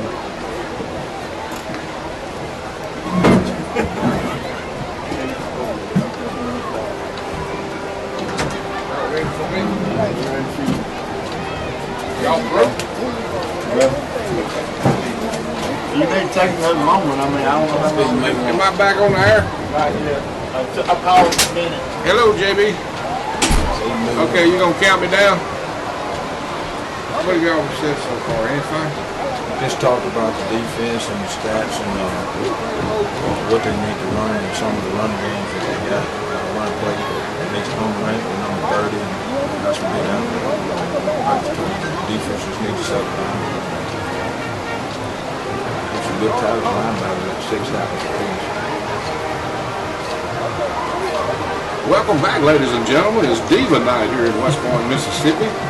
We got Aretha Franklin, Shada Khan, Beyonce, all of them out there shaking it up and down under Ricky Brown's band performance. And the young ladies, of course, they're emulating them, but they're playing their songs, and everybody's just having a good time. It's just something that Bobby Rush would be proud of if he was here. I'd like to get the airport going again, and Bobby float back in there.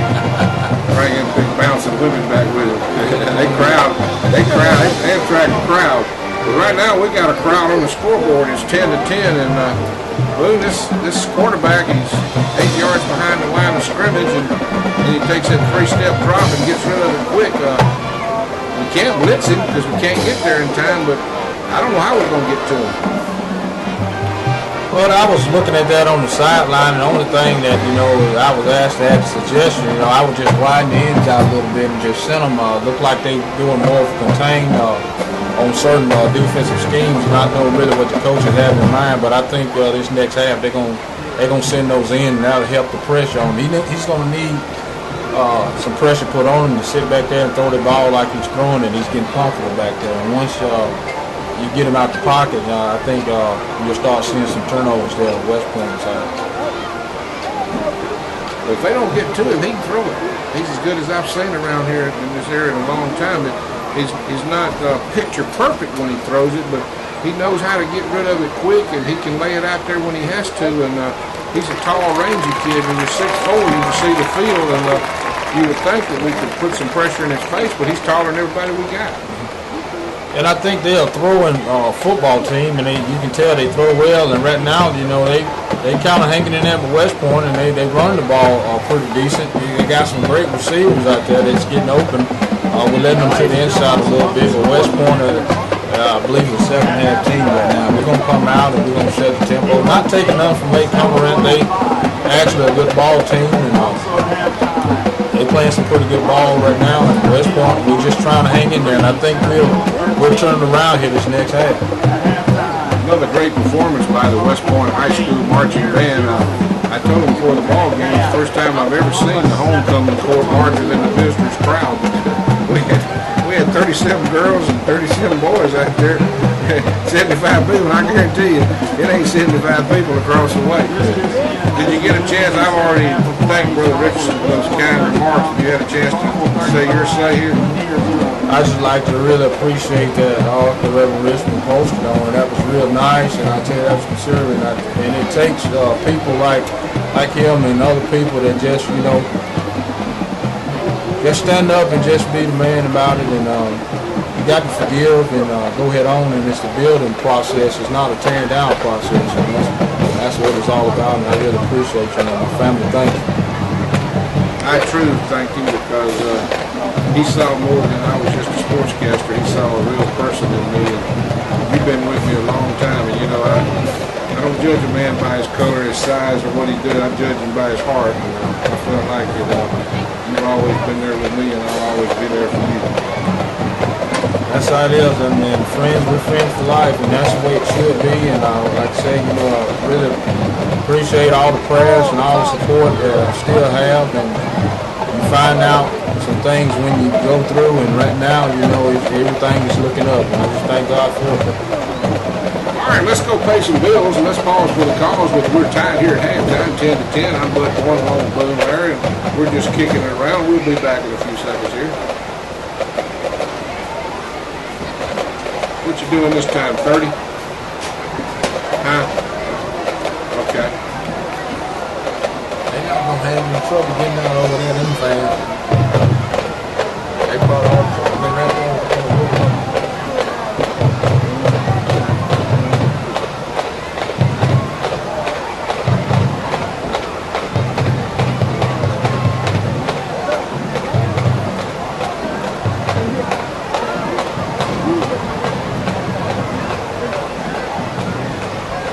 Well, Boone, you were down there on the field for the first half. Was it exchange between quarterback and center? What was causing those fumbles? I think that was somewhat it's changed. Just like it's kind of with the temperature, like it's kind of humid a little bit down there on the football, and the guys they ready to run the plays and kind of like still getting the butterflies out of them. And right now, you know, this change is not really there, and our quarterback, he's really trying to make some plays, and he's gonna make some good plays in this next half. And I think that's the biggest part of it, just getting that center, that quarterback to settle down and make sure that ball is wiped off pretty good.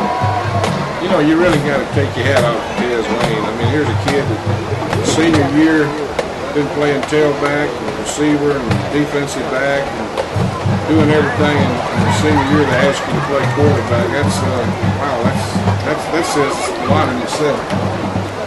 Anytime you have a skilled player like that he didn't mouth back, he did what for the team, and that's what it's going to take, the whole team to pull together. And you have to put the players where they can better, you know, help the team. And he certainly fell right in there, and he's a pretty good athlete, and he make the other guys play around him. And I think they build off of his big plays also.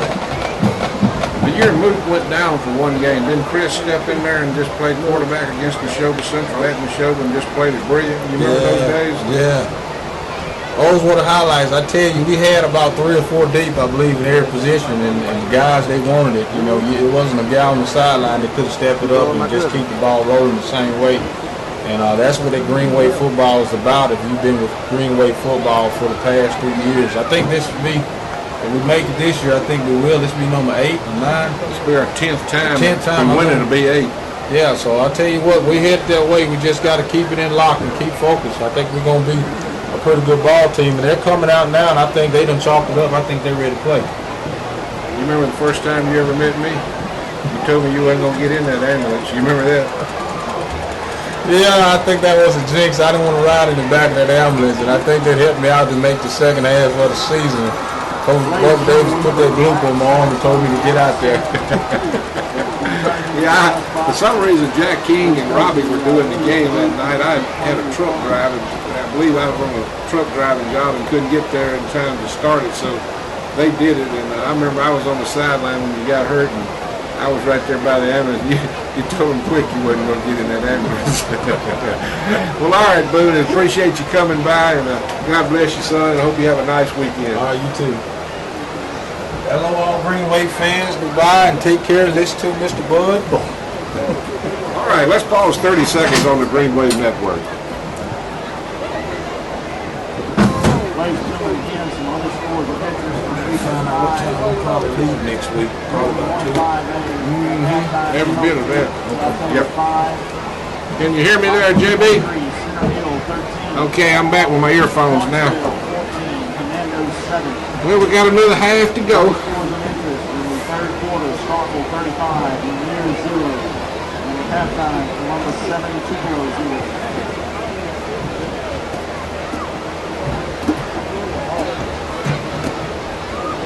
All right, welcome back, ladies and gentlemen, and give a shout out to Bruce up at the Sunflower, and give a shout out to Blondie up there. She got on to me and said it was more folks up there than just Bruce, but she don't understand. That's a penguin thing between me and Bruce. Old Bruce has been loose like a long-necked goose for a long time up there, but give a big shout out to everybody out there, and especially all the factory workers. And all you people from the surrounding areas, thank you so much for listening to the broadcast. I really hope you're sincere when you tell me you enjoy it, because I hope you do, and certainly we appreciate you listening to the broadcast. And don't forget, tomorrow morning we got a radio show. The Chris Chambers Coaches Show comes on at 8 o'clock to 9 o'clock, and it's a hoot in itself, and features Alan Leonard and Chris Chambers, and I host it, and no telling what you'll hear or might not hear. So tune in at 8 o'clock on Saturday morning. We'll give you the highlights of this ball game, and we'll tell you how the other high school scores came about, some of them. And then the last part of the show, we go to talking college football and talking about we think's going to win the ball game. And I've got to eat crow tomorrow because I picked Southern and Alan picked East Carolina, and I gave him a pretty hard time about East Carolina. And I'm the one that's going to have to eat the crow sandwich tomorrow, so I hope he puts mayonnaise on it, because I love mayonnaise. Love my family, too. I hope they're listening tonight.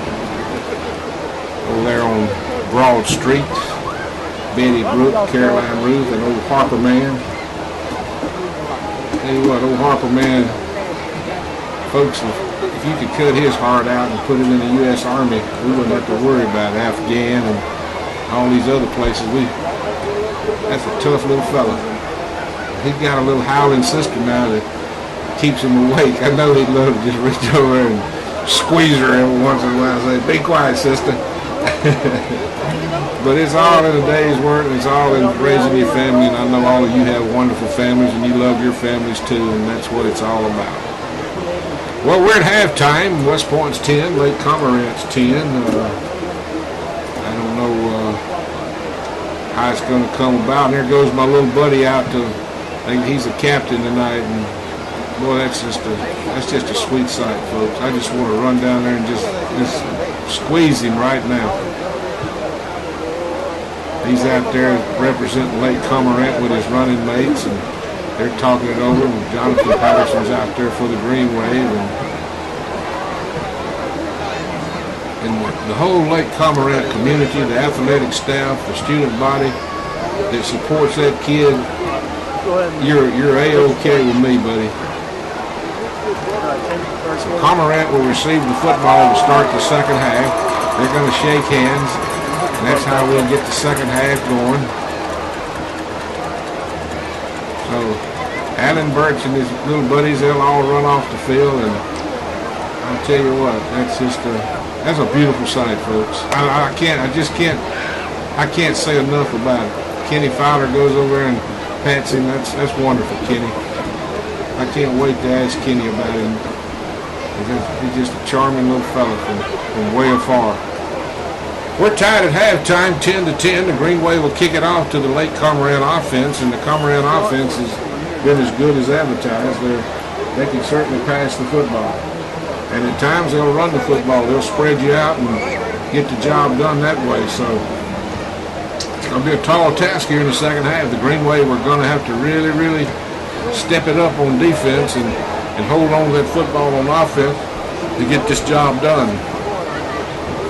So West Point will kick off from the east to west. Coming around and get Golden back there along with his cohort, looks like number 12, which is Deshaun Smith. So they'll have Smith and Golden. Lemus will kick it off with the Green Wave. Green Wave will have their kickoff team out there with, looks like Williams, Jones, Burgess, Dent, Bennett, Patterson, Logan, Randall, and that's how they'll go down and try to attack the late Cormorant bunch. And here we go to start the second half. He kicks a driving kick. Golden picks it up like a shortstop at the 10, across the 20, down the sidelines he comes, looking for blocks, still on his feet, and they'll wrestle him down around the 38-yard line. Great 28-yard return, and I don't know if that was kicked like that by design, but nevertheless, late Cormorant has got excellent field position as young Golden made sure of that. Ryan Golden, just a junior, 5'9", 170. Not fast, but quick. They'll spot it down at about the 37, so it'll be 1st and 10 for the Cormorant Gators from their own 37-yard line, tied at 10-10 with the West Point Green Wave. And folks, you might have to get up on the good foot here if this one's over. But West Point right now has got to dig in and try to find a way to stop Mr. Thompson and company. And the first possession of the second half would be a wonderful way to start. They'll bring Golden in motion. Thompson wants to roll. He wants to throw downfield. Got a youngster out there, but overshot him down around the Green Wave 30. But he had a step or two on the West Point secondary, and that's been a common theme here tonight. We're really asking Andre Bennett to do a lot. He's helping cover these receivers, and he's ordinarily a defensive end linebacker. Jonathan Patterson had pretty good coverage in case the ball hadn't been overthrown. So 2nd down and 10. They'll have Bird in the backfield with Thompson. Austin Bird. West Point digging in on defense. They'll give it to Bird. This time they'll fake it to Bird, and Thompson will get knocked out of bounds. Great fake by Thompson. He faked me out and everybody else, but he didn't fake Patterson and Bennett out. It looked like he gave it to Bird and wandered off, and all of a sudden he flashed the football, and I guarantee you, as the old saying is, he faked me right out of my chair. But he didn't fake the Green Wave, and it's 3rd and long. Big possession down here for both ball clubs. It'll be right here. It'd be a good time for the Green Wave to get the crowd back in this with a stop right here. Looks like the Green Wave crowd would roar up and help them out right here. Thompson on 3rd down, possession down. Awaits the snap. It's a good one. He wants to throw quick out there. Pass is incomplete. Good coverage, no flags, and the Green Wave do the job. Rashad Jones, who got burned earlier in the night, really stood tall in the saddle that time. As number 4 tried to come across Jarvis Hankerson, so the Green Wave will get Williams in to receive the punt. Number 13, Bailey Walker will kick it out. I remember old Bailey used to kick for West Point named Boomer Bailey. Oh, Eugene, he used to play the big foot to it. So this here is Bailey Walker, not Eugene Bailey. So 4th down is Walker will kick it away.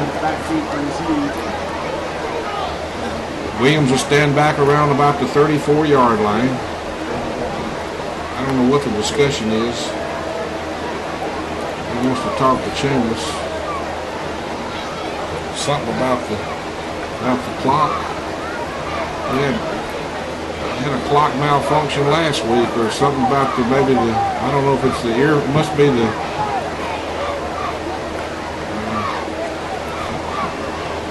I don't know what the problem is. Maybe it's a 25-second clock. Maybe that's what they're looking at. I'll let them handle that. I've had trouble enough just seeing what I'm seeing. 4th down. Walker will stand at about the 24. Williams waiting to kick. West Point misplayed a lot of punts last week, and the other team got a lot of rolls out of it. They blocked this one, though. They should have excellent field position. I say that. Here comes the punter with the football, and they got to get him before he makes first down yardage. We blocked the punt. Looked like 32 to 34 for the Green Wave. Got back there and blocked it. McIntosh or Webb won. But then we went to sleep and let the punter pick it up. He ran it out to about the 37, the original line of scrimmage. But nevertheless, the Green Wave forced the turnover, and we'll have the football deep in the Cormorant territory around the 36.5-yard line as they'll bring the offense onto the field. So that's a big way to start the second half, defensively and offensively. They'll get Forsythe, Hampton, Donald, Morton, Humphreys, and Minor on the line of scrimmage. They'll stay in a shotgun formation. Lane awaits the snap. He'll bring a man in motion. He'll give it to Patterson. Patterson cuts it in. Still running down the sideline. Still on his feet. And he'll finally, where they're going to spot him out of bounds at about the 29-yard line. So a nice 8-yard scamper to start the second half offensive for the Green Wave. They started just like they did the first quarter.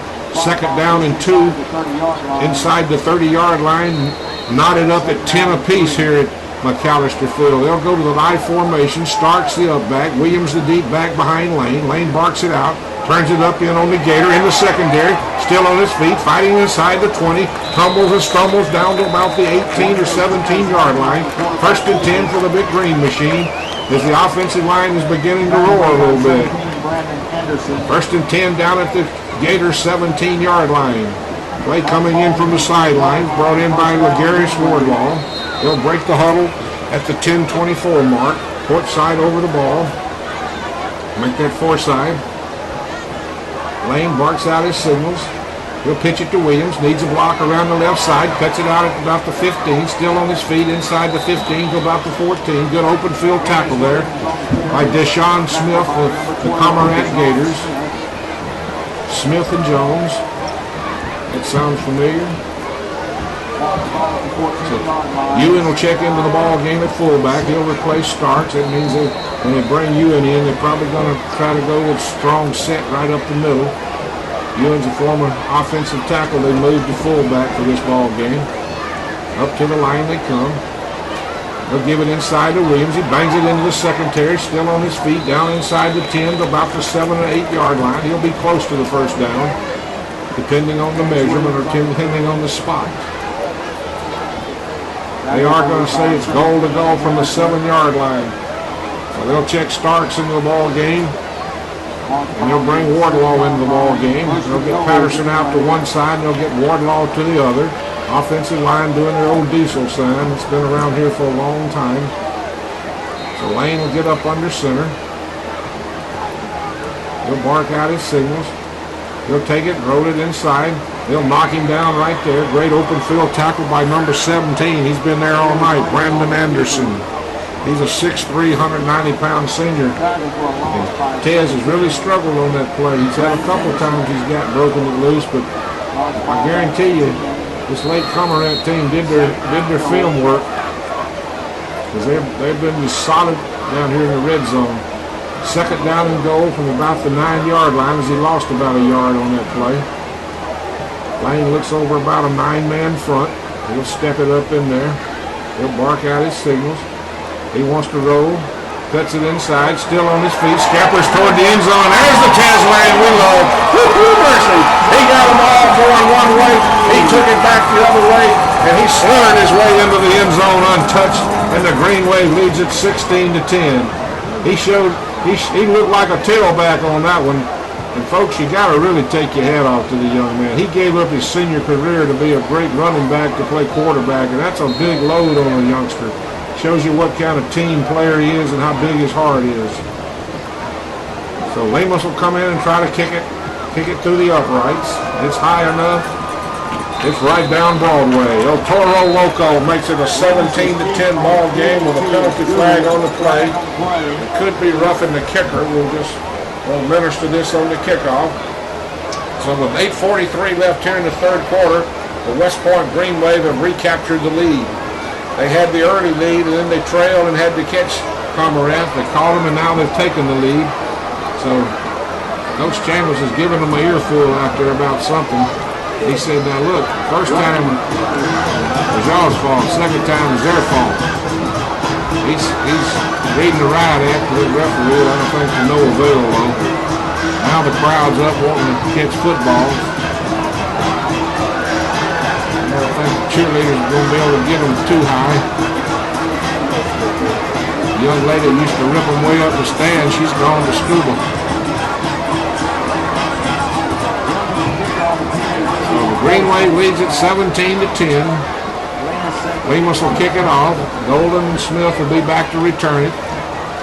Golden had a nice return last time. So he'll wait the kick. Lemus will come forward. He'll kick it from east to west. Kicks a high kick, not very long, but Golden will take it in about the 5, trying to get to the right side. They're after him. Eddie and company are trying to get him. And this time he's in trouble. He might have overloaded his hand this time. Boy, so somebody threw a long one up here. They got some kid to throw the ball. He threw it all the way into the backstop. That might have been Big Red Keys down there threw that ball toward his mama.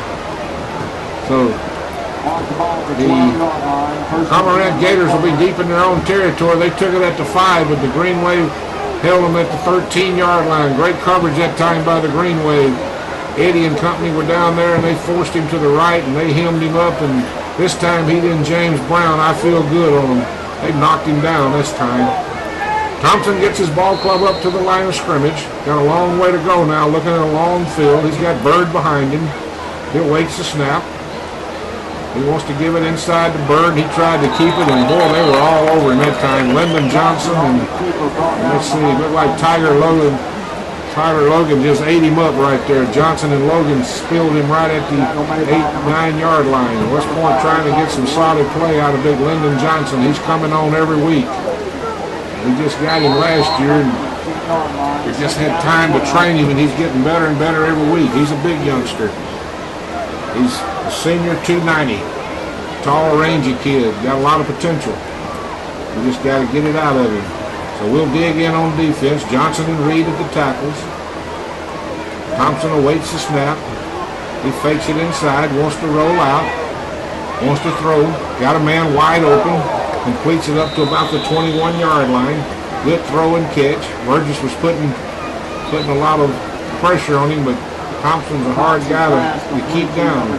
Ed Brown lost his head, so he'll have to come off on the old helmet rule. So 1st and 10 at the Cormorant 22. They trail 17-10. Big Gallion and Johnson, the big tackles in there. They'll move Fred Reed to left defensive end. Tyler Logan will man the right side. Got Eddie and company inside.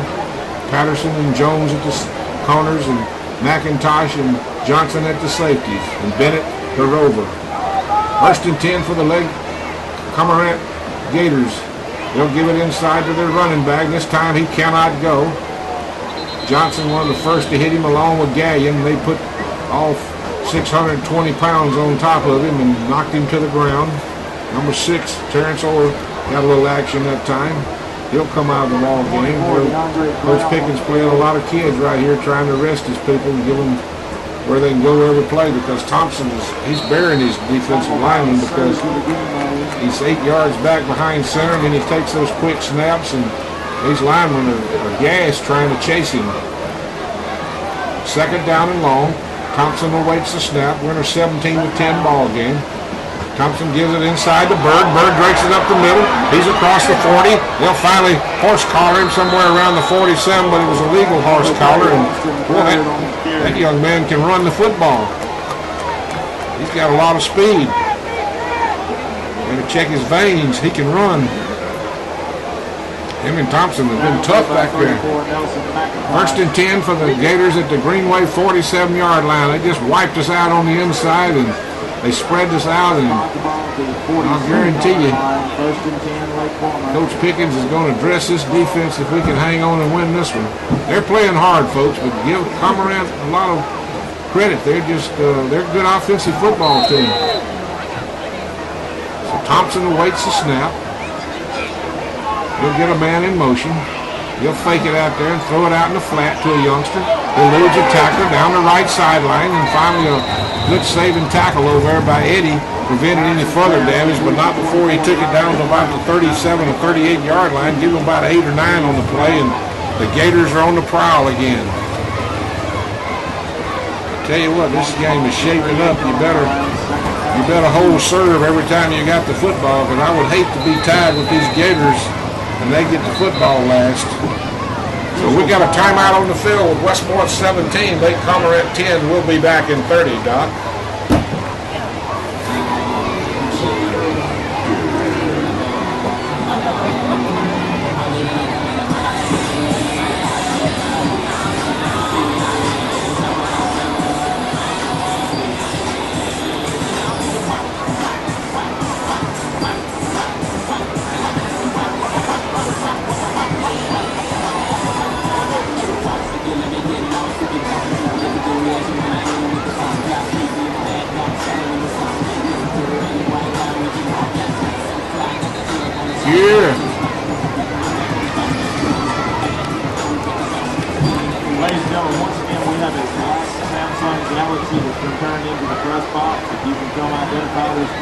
Welcome back, ladies and gentlemen.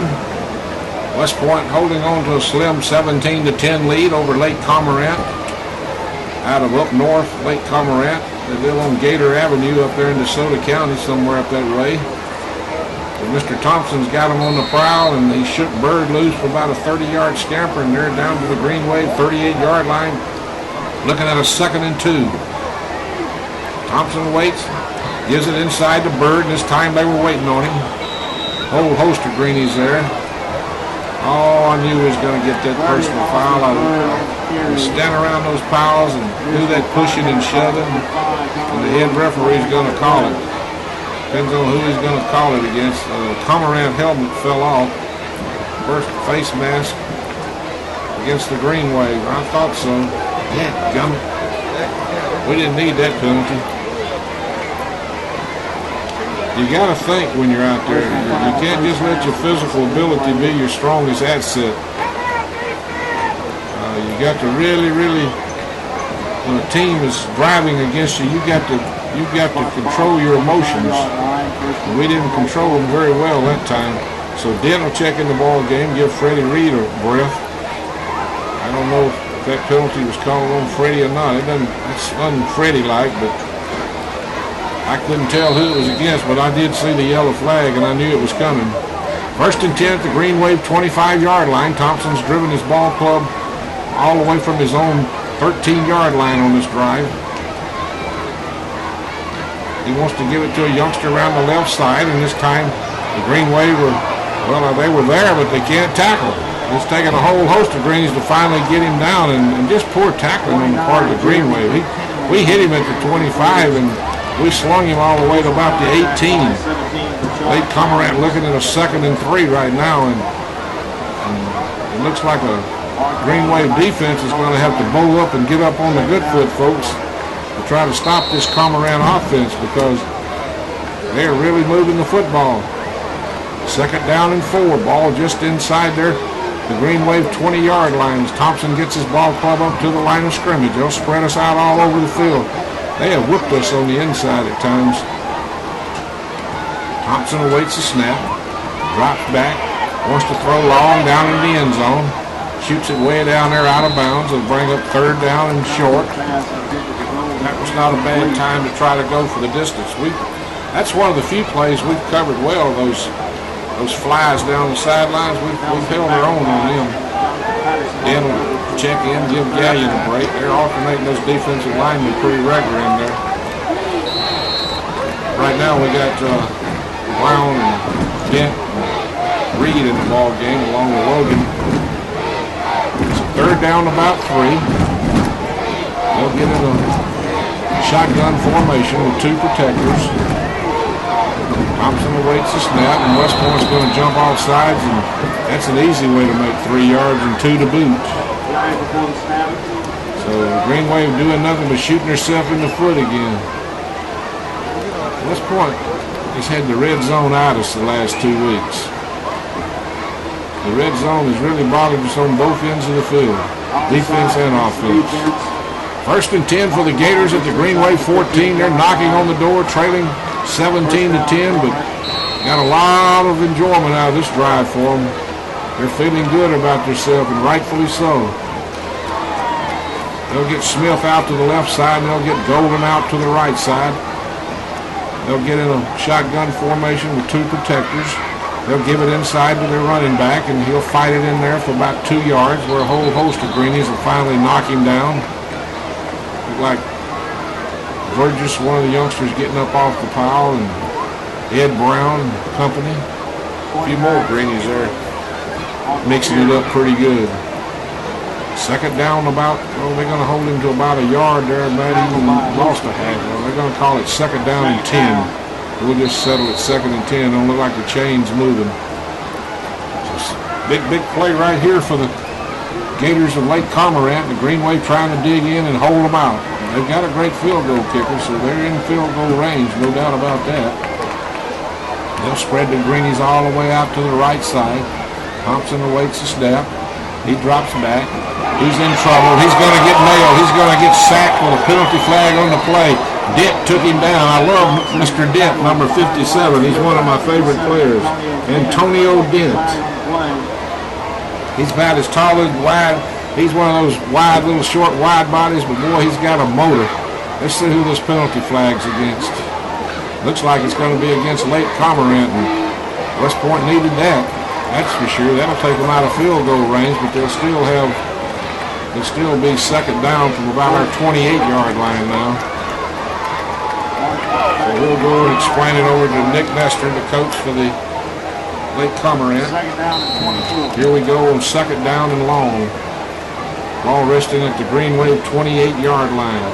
Dent made the sack, and then they got him for holding. So he'll have Bird behind him. Thompson in the shotgun with Bird about 3 yards in a pistol formation. He'll bark out his signals. He drops straight back. He's in trouble. And they'll nail him at the 35.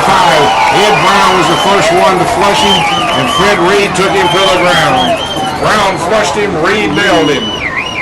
Big play for the Green Wave defense. 2nd sack in a row for the Green Wave. Something they didn't do the whole first half. They couldn't get to him.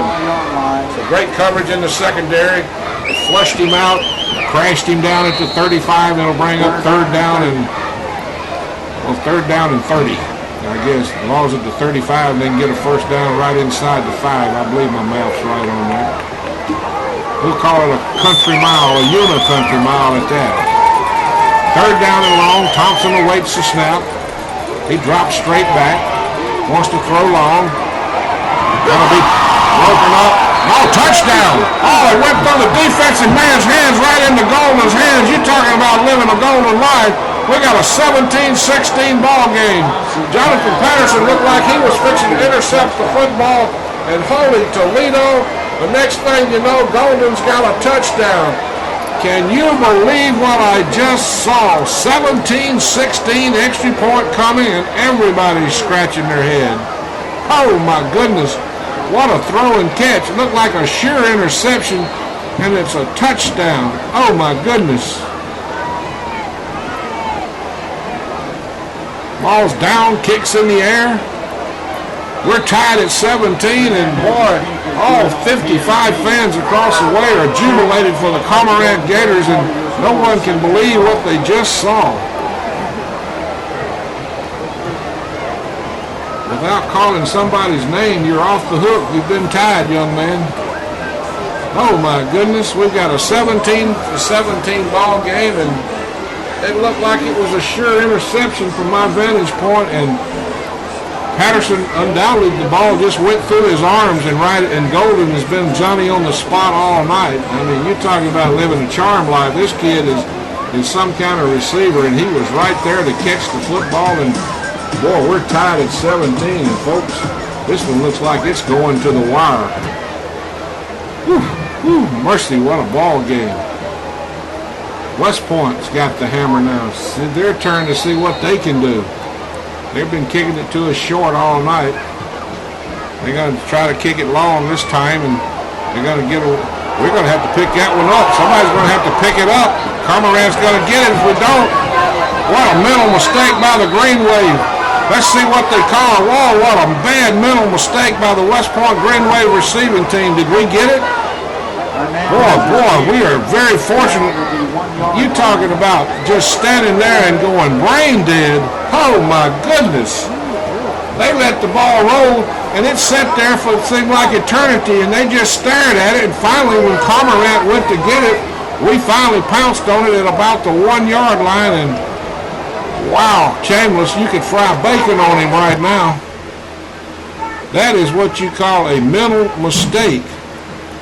West Point just got tied up and now got 99 yards to go. Two errors back to back have tied this ball game and got us deep in the hole. Oh my goodness, you can't do that kind of stuff and expect to compete in these districts.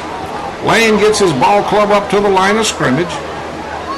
He'll give it to Williams, and Williams will bang it inside, and he'll get it out to about the 7 or 8 yard line. So good running just to get out of the hole, but that last 15 or 20 seconds has really turned this football game around.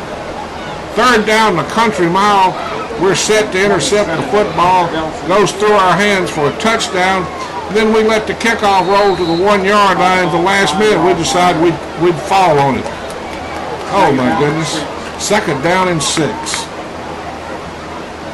Lane brings it around the right side. He cuts it up inside, out over the 10, 11, 12. Should have the first down. Got us out from under the shadow of the goalpost. And Lane and Williams are the workhorses right now. It's up to Lane and Williams to get this offense down the field. So they'll bring Ewing into the ball game, and Woodrow Prince will check in at receiver. First and 10 for the Big Green. They're tied at 17. As a turn of events has really set them back deep. They'll give it inside to Williams, and Williams will bang it up in there for about close to the 15, pick up 3 or 4 on the play. I told you before the ball game I was worried about the mental frame of mind of West Point after that brawl with Knoxville last week, and unfortunately it's proved so far. The Lake Cormorant has hung right tough with us. You think you're better than them, but they just hang around. They're a hang-around type team, and they can move the football. Lane will bring a man in motion. They'll give it to Patterson around the right side. Patterson will cut it up in there, and he'll get out close to the 20-yard line. He'll be short of a first down. It'll be third down and short. We're under a minute here in the third quarter in a rock'em sock'em 17-17 football game that's had a little bit of everything tonight. It's had its highs and its lows. So they're going to take a timeout on the field right now just for a minute. I don't know what this is about. They're going to spot it down at about 22. The Green Waves asked for a measurement. So instead of third and short, they're going to measure it. It still might be third and short, but they're going to measure it. Face is all upset down there, and understandable. Face Alexander. He plays his heart out. He earns that money he pays for that ticket. Change down, short again. We're going to have to fire that chain gang. Only joshing. Third down and short. Coop just told me it was short. Thanks, Coop. Coop and I go back a long way. Played a lot of baseball together. Third down and short. I tell you, this ball game it's tough. Everybody brings their A game against West Point. West Point's had a tough schedule, and it don't seem like it's getting any lighter. Lake Cormorant digging in. Lane up under center. He'll go straight ahead on a quarterback sneak. They said they're saying he was fumbling football, but let's see. The referees aren't saying that, are they? I think he was already down, I believe. They're going to talk it over. Lake Cormorant came out there with the football, but I think he was already down. Ground can't cause a fumble, thank goodness. So it will be first down at about the 20, looks like about the 23 or 24 yard line. Got about 25 ticks left here in the third quarter, and I guarantee you, this thing here is turning into a pretty good football game. Lane up under center. They give it inside to Williams, and Williams drives it out over the 30 to about the 32-yard line. That's probably how we'll end the third quarter, with a second down and about, looks like about 3 or 4, so about 2 rather. So we played 3 quarters here at McAllister Field. We'll pause 30 seconds on the Green Wave Network. West Point 17, Lake Cormorant 17. Get up on the good foot and come back for the fourth quarter. Your score is still 17 all. Some other scores of interest in Region 1 5A. You there, JB? Oxford 30, Center Hill 13. Huh? Also late in the third quarter. Are we still on the air? Saltillo 15. Okay. Other scores of interest, a final from Lanier, Starkville 48, Lanier 0. And in the fourth quarter, Columbus 7, Tupelo 0.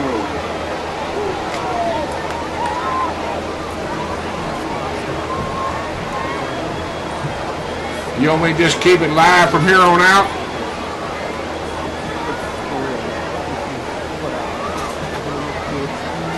Welcome back, ladies and gentlemen, for the fourth quarter. I think I heard a score on the PA system that Stark was routing Lanier 48-0, but that's not uncommon. Lanier is not a very good football team. Starkville is a pretty good football team, so that's nothing uncommon for the Yellow Jackets to really keep tail over in that district. Second down and short as we start the fourth quarter. Ball just outside the 30-yard line. The Green Wave have the football, tied at 17 with some tough Gators from Lake Cormorant. They brought the late, and we got the water, and a splash broke out between both of them. 17-17. Second down and 2 from the 31. Lake coming in from the sidelines to start the fourth quarter. Lane will break his ball club out. He'll get Forsythe over the ball. He's flanked by Donald Hampton, Humphreys and Morton, TJ Miner. Starks the up back, Williams the deep back. Well, we just cannot hold that football. We fumbled that football again on second and short. I don't know what footballs we're using tonight, but we just cannot hold on to the football at times. Tess bobbled that one coming out and just happened to pick it up. What was second and short's now third and short. They're going to bring a youngster into the ball game, but they didn't give me a number change on. So we're getting a total tight end formation. Boy, Cormorant's digging in too. We fumbled it again. Oh my goodness, we cannot hold the football. I don't know what's going on. We're going to have to punt the football away after being second and 2. It's fourth and 2 now. I don't know what I don't know what's happening. I believe we're going to go for it. West Point's going to, Chambers has said he's had enough. He's going to go for it on fourth down. Again, boy, Cormorant's going to dig in. We're going to try to draw them offside. Exactly what we do. Hey, we got them too. We got them, baby. Thank you, number 43. We needed that. Boy, I tell you, we need to put some molasses on that football. I don't know what's going on out there. I don't want to point my finger at no child or come down on nobody. But right now, we can't hold the football, folks, and there's no use me painting you a pretty story when it ain't pretty. We're having a bad exchange between center and quarterback or something, because we fumbled the football 2 times in a row. That's 7 snaps we fumbled tonight. We better stay in the shotgun. Shotgun formation, first and 10 with Lane as a deep back. He'll give it to Williams and fake it to Williams and takes it right up the middle. And there goes Tez Lane that I love to see. He runs it all the way to midfield. Stay back there in that shotgun, Tez, man. First and 10 for the Big Green at their own 48. We hadn't had this trouble all year. I don't, undoubtedly. They must have a nose tackle that's really coming quick on our center, because he's knocking him straight into our in lane or something, or we're dropping the football. I'm going to find out next week, and I'll have you an answer then. There's no way I can answer it right now, but this is so unaccustomed to it. Excuse me. 1st and 10 for the Green at their own 48-yard line. They'll stay in a shotgun formation. That's not a bad idea. They'll give it to Williams, and he'll cut it inside. He's into the secondary, still on his feet. It's a foot race, and they'll trip him right at the 24. Just a diving tackle down at the Cormorant 24, and Williams knew he was headed to the green grass of home. 1st and 10 for the Big Green at the Cormorant 24-yard line. They did all of this out of the shotgun formation. They'll finally spot him down at the 23, so it'll be 1st and 10 at the 23 in a 17-17 ball game. Every play very important. Little Sean Taylor's boy down on the sideline. Hello, Miss Jeanette, Mr. Jesse, Mr. Carradine. They'll bring Patterson in motion. They'll give it to Patterson. He'll cut it up in there around the right side, and he'll pick up a quick 4 or 5 or 6 as they'll knock him down inside the 20, down somewhere around the 16 or 17, depending on the spot. They'll spot it about the 17-yard line, give him a solid 5 on the play. Call it 2nd down and 5. We're on the 10-minute mark. We're certainly not in a hurry for his time. Because as long as we keep Cormorant off the field, it's a pretty good feeling. So shotgun formation with Tez laying at the snapper. He'll keep it himself, and he'll take it right up the middle, and he'll squirm and fight inside the 15 down to around the 13 or 14. It'll be close. It should be 3rd and short from my vantage point. So they'll spot the ball down about 3rd and about a yard. David Perry in attendance here tonight. David, you can't keep him away from these ball games. Good to see the young man, a good friend of mine. I always speak to him before the game. Oh boy, we're going up in center. Come on, Molasses. They'll give it inside to Williams, and he'll take it, and he'll score. Woo-hoo, mercy, what an effort by Aries Williams, but what an effort by that offensive line. Give Forsythe, Hampton, Humphreys, Donald, Morton, and Minor a lot of credit that time as they knocked them down and took it into the green end zone for a 23-17 lead. And this is a big extra point too, folks. Every point counts from here on out. Oh my goodness, what a drive. It had some highs and lows if I've ever seen it. All kept going. Oh, we bobbled the snap. We're in trouble and they're going to knock us down. And oh my goodness, our worst nightmare. Oh, sometimes I wish I wouldn't think of stuff like that. That's why they pay me the big bucks. A pork chop sandwich and a glass of buttermilk to get it back to y'all. Well, we do have the lead, folks. 23-17, and just when we didn't need a bad snap, we get it. West Point 23, Lake Cormorant 17. I hope that extra point doesn't come back to haunt us. It'll be up to our defense now to see if they can stop Cormorant. I tell you, it's been a rough, we're very fortunate to be ahead out here tonight. I'll put it that way. We've done about some sloppier things as you can do here tonight.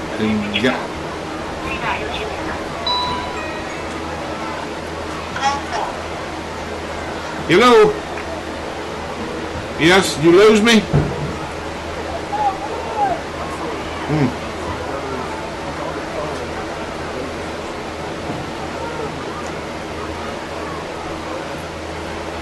What a time to lose me.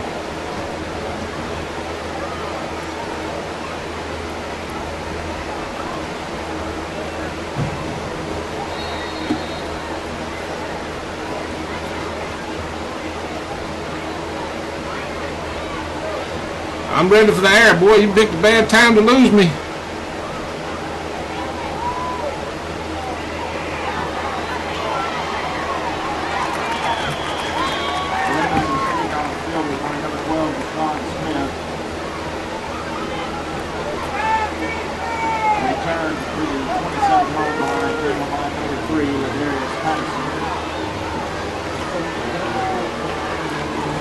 Ladies and gentlemen, we apologize for losing our air. Something happened. We went off the air. West Point, I guess you caught the touchdown when we scored the touchdown to take the 23-17 lead, and then we bad snapped the extra point and missed the extra point, so we're leading by 6, and Cormorant has the football at their own 28-yard line. So West Point's really going to have to play some defense now. Thompson gets his ball club up the line. He gives it Golden around the left side. Golden cuts it inside, and he'll take it up to about the 35, where they'll shoestring tackle him right there. Burgess got a paw on him and knocked him down, and it'll be second down about 3. And boy, I tell you, I hope that extra point doesn't come back to bite us, because Cormorant has moved the football pretty good at times. Second down, about 3 yards to go. West Point holding a slim 23-17 lead. Mr. Calvert, are we on the air? He's down below me. Yeah, he says, okay, thank you. So second down, about 3 yards to go. Thompson gets his ball club up to the line of scrimmage. A bad snap on the play. He's going to take a bad snap, take it around the left side. Looks like he's going to get a first down. I thought his knee might have went down, but it didn't. And boy, I tell you what, right now, Cormorant can do no wrong. They took the bad snap and made good yardage out of it. It'll be third and about 2. So a big play right here for the Green Wave defense. They need to dig in right here and see if they can get the football away from Cormorant, only holding a slim 6-point lead, and Cormorant has moved the football pretty good all night long. So they'll break the huddle at the 7:27 mark. Thompson, their fine quarterback, gets them up to the line of scrimmage. He'll bring Hankerson in motion. Hankerson cut up too quick. I don't know if they called him, and they give it to Bird, and West Point snooped it out and knocked him down at about the 34. Big time play there by big time Ed Brown. It'll bring up fourth down to about 4, and I think they're going to kick it away, and that really shocks me. I guess that's the proper thing to do, though. Ball at their own 35-yard line. Watch the fans hollering, watch the fake. I don't even think we got a returner back. Here lately we hadn't needed a returner back because we don't do good things with it. So their kicker will stand back at about the 25-yard line. He gets it away. It's a nice driving kick. Going to take a roll inside the 30.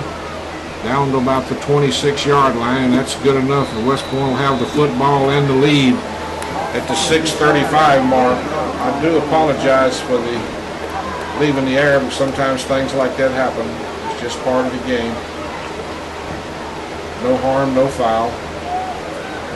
I'm sure sometimes during your days you have a little mess-ups. So we're going to take 30 seconds off to go pay some bills in a 23-17 game. West Point leading. We'll be back in 30.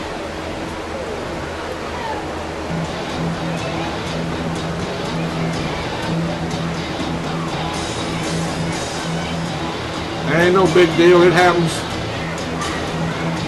It's part of life. You're doing a great job. What's your last name? B-E-C-K? Best? Best, like B-E-S-T, Best. And your first name is J.B.? Jonathan Best. I've been calling you J.B. Yeah. Welcome back, ladies and gentlemen. I want to give a shout out to my engineer, Jonathan Best. He does an excellent job every week, and can't say enough about JB. And he got right on top of whatever malfunction had us back on the air real jiffy-like. So thank you, Jonathan. First and 10 for the Green Wave. Lane will stand in a shotgun formation. Williams will come in motion. They'll wait for the snap. It's a bad one. And boy, I tell you, if it could rain right now, it would start raining. We can't do anything. These snaps are just horrible tonight. I don't know. It's just that whole play stunk from the get-go. Williams came in motion. He almost turned up too quick. And he just stood there, and then we went on the long count, and by the time they snapped the ball, Lane had to jump in the air just to catch it. Second down and 15. They'll get up under center here. And Lane wants to roll out. Lane wants to throw long down here. Got a youngster out there. Oh, in and off his hands. Oh, my goodness. He had it right on his fingertips. He turned around, saw the football. I mean, Lane laid it out there beautiful. Nice throw by Tez. Boy, Tez has threw the football well tonight. He has had time to throw, too. He throws a pretty long ball. He really does, folks. That ball was right. That ball was right in the breadbasket of that receiver, and he just dropped it to the ground. To save him embarrassment, I won't even call his name, but that ball was right in his breadbasket. Third down and long. Big play here for Cormorant. Lane wants to roll out. He's in trouble. He's going to get nailed back around the 13. And Cormorant did the job, folks. LaMarcus Sanders came in and nailed Lane and going to force the punt at the 5:30 mark. And Lake Cormorant did just what they wanted to do, and they'll get golden in the ball game. So the Green Wave will have to bring their punt team on, and boy, this one here has got the makings of going to the wire. Anybody leaves this one right now, they got something burning on the stove or something, because boy, this one here is getting good. So Lemos will stand inside his 10 at about the 4. Leads a good snap. He bobbles that and drops it and picks it up and gets it out of there. Gonna hit and take a Cormorant bounce back down around the 47-yard line. That's where the Green Wave will finally down it. So Cormorant's on the Green Wave side of the 50-yard line and getting some anxious moments here, folks. Cormorant's got the offense that can do it. Let's hope the Green Wave can meet the challenge. Ball at the Green Wave 47-yard line. 4 minutes and 56 seconds left in the contest. Fans getting a little itchy and antsy and understandable. So up to the line they come. Thompson gets his ball club up to the line of scrimmage. The Green Wave trying to dig in on defense. Thompson drops straight back. He's got time. He shoots it long out here. Got a youngster out there and overshoots him down around the 20-yard line. Looks like the receiver just gave up on the football. 34 for the Green Wave. McIntosh was in coverage. It'll bring up second down and 10. So they'll spot the ball down. Second and 10. The ball at the Green Wave 47-yard line. He's having trouble spotting the football. That's not a very good spot for Cormorant. But I'm not going to argue this late in the ball game. So up to the line they come, second down. He'll fake it inside and keep it himself. He's got running room right straight down the middle. He's down inside the 30 to about the 27-yard line, and not a soul in the house even knew he had the football. He was wanting to go down for 15 yards, and nobody would go touch him. Boy, he just faked West Point out big time. First and 10 at the Green Wave 24-yard line, and the growing pains continue here tonight. Cormorant's on the prowl, trailing 23-17. The ball at the Green Wave 24-yard line. 4.5 minutes left in the contest. So West Point's going to take a timeout, and Chambliss and Pickens are going to go out, and this is not going to be a very good lecture right here. It's going to be they're going to call some folks out right here. They're going to get in somebody's fanny. 23-17, West Point's leading, but Cormorant on the prowl. Ball resting at the Green Wave 24-yard line. They're 24 yards away from tying it, an extra point away from taking the lead. They played well here tonight. Lake Cormorant's good as advertised. I didn't know if they would be this good, but boy, they have been excellent. They have just killed West Point on this little belly series that Cam Newton made so famous at Auburn. That's what they're running. They're running Auburn's offense that Newton won the Heisman off of. And West Point has played just like all those SEC defenses that Cam played against. They haven't figured it out yet. But they better figure it out right here, or they'll catch yourself 0-1 in a district. First and 10 for the Cormorant Gators at the Green Wave 24-yard line. Thompson, the quarterback. Owl behind him. He awaits the snap. McKinley, the running back behind him. He gives it inside to McKinley, and they'll nail him at about the 27. He'll actually lose a yard there. He'll plunge back toward the 25. Didn't quite there. Dent was the first one there to get him. We got to get some linebacker play. Those linebackers are not reading that option play off of that pistol offense. That's who's got to step up and make the play, those inside linebackers. One of them's got to take that running back, the other one's got to take that quarterback. And they're having a skull session among themselves right now. Somebody's got to come up big right here. 2nd down and 12 from the Green Wave 26-yard line. Thompson gets his ball club up to the line of scrimmage. Wants to throw long down there, and he threw it to nobody. Santa Claus wouldn't have got that one at the North Pole, not to mention the South Pole. There wasn't nobody within 40 yards of that one. 3rd down and 12. Ball sitting at the 26-yard line. This is where Cormorant's done their damage all night on 3rd down. They've kept themselves in this ball game with big-time 3rd down plays. So they'll come up and play will come in from the sideline. Nestor will send it into his quarterback. Thompson will break them out at about the 15-second mark. 3 minutes and 50 seconds. They'll flood the left side and put a single youngster over here on the right side. He'll wait the snap. He drops straight back. Here comes a rush. They got him. Brown got him. Back at the 39-yard line. What a big play by Big Ed Brown. Woo-hoo, mercy. What a man. Big Easy Ed just come through there and nailed him back deep. And it'll bring up a timeout. We'll keep it right here. It'll be 4th down and long, but you know, they burned us last time on 4th down. What a timeout. Whatever Chambers and Pickens said to him, it worked. Easy Ed Brown came from his left defensive end, and he ran him down and sacked him at about the 37-yard line. If I got a little excited, I do that sometimes. Bear with me. I promise you I'm not overpaid. 4th down and a country mile. Oh, my goodness. Is this a barn burner? Is this a barn burner? We had a 6-0 one last week, and we got a high score, and who's going to have the football last here tonight? You know, the way his defense played the last time, I wouldn't be surprised if he would try to punt us deep the way our snaps have been behind center all night. And that's just an opinion. He's got 2 timeouts left, but he's going to leave his offensive end. I mean, that's a common thing to do, but he's got 4th and long. About 3 minutes and 41 seconds left. West Point needs to loosen their secondary up and make sure nobody gets behind us. So Thompson awaits the snap. This might be the play of the game. West Point digs in on defense. He awaits the snap. Drops straight back.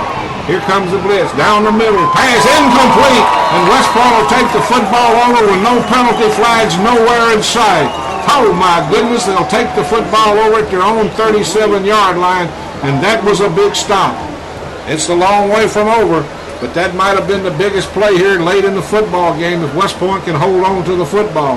Now can we just snap the football and hold on to it without fumbling it away?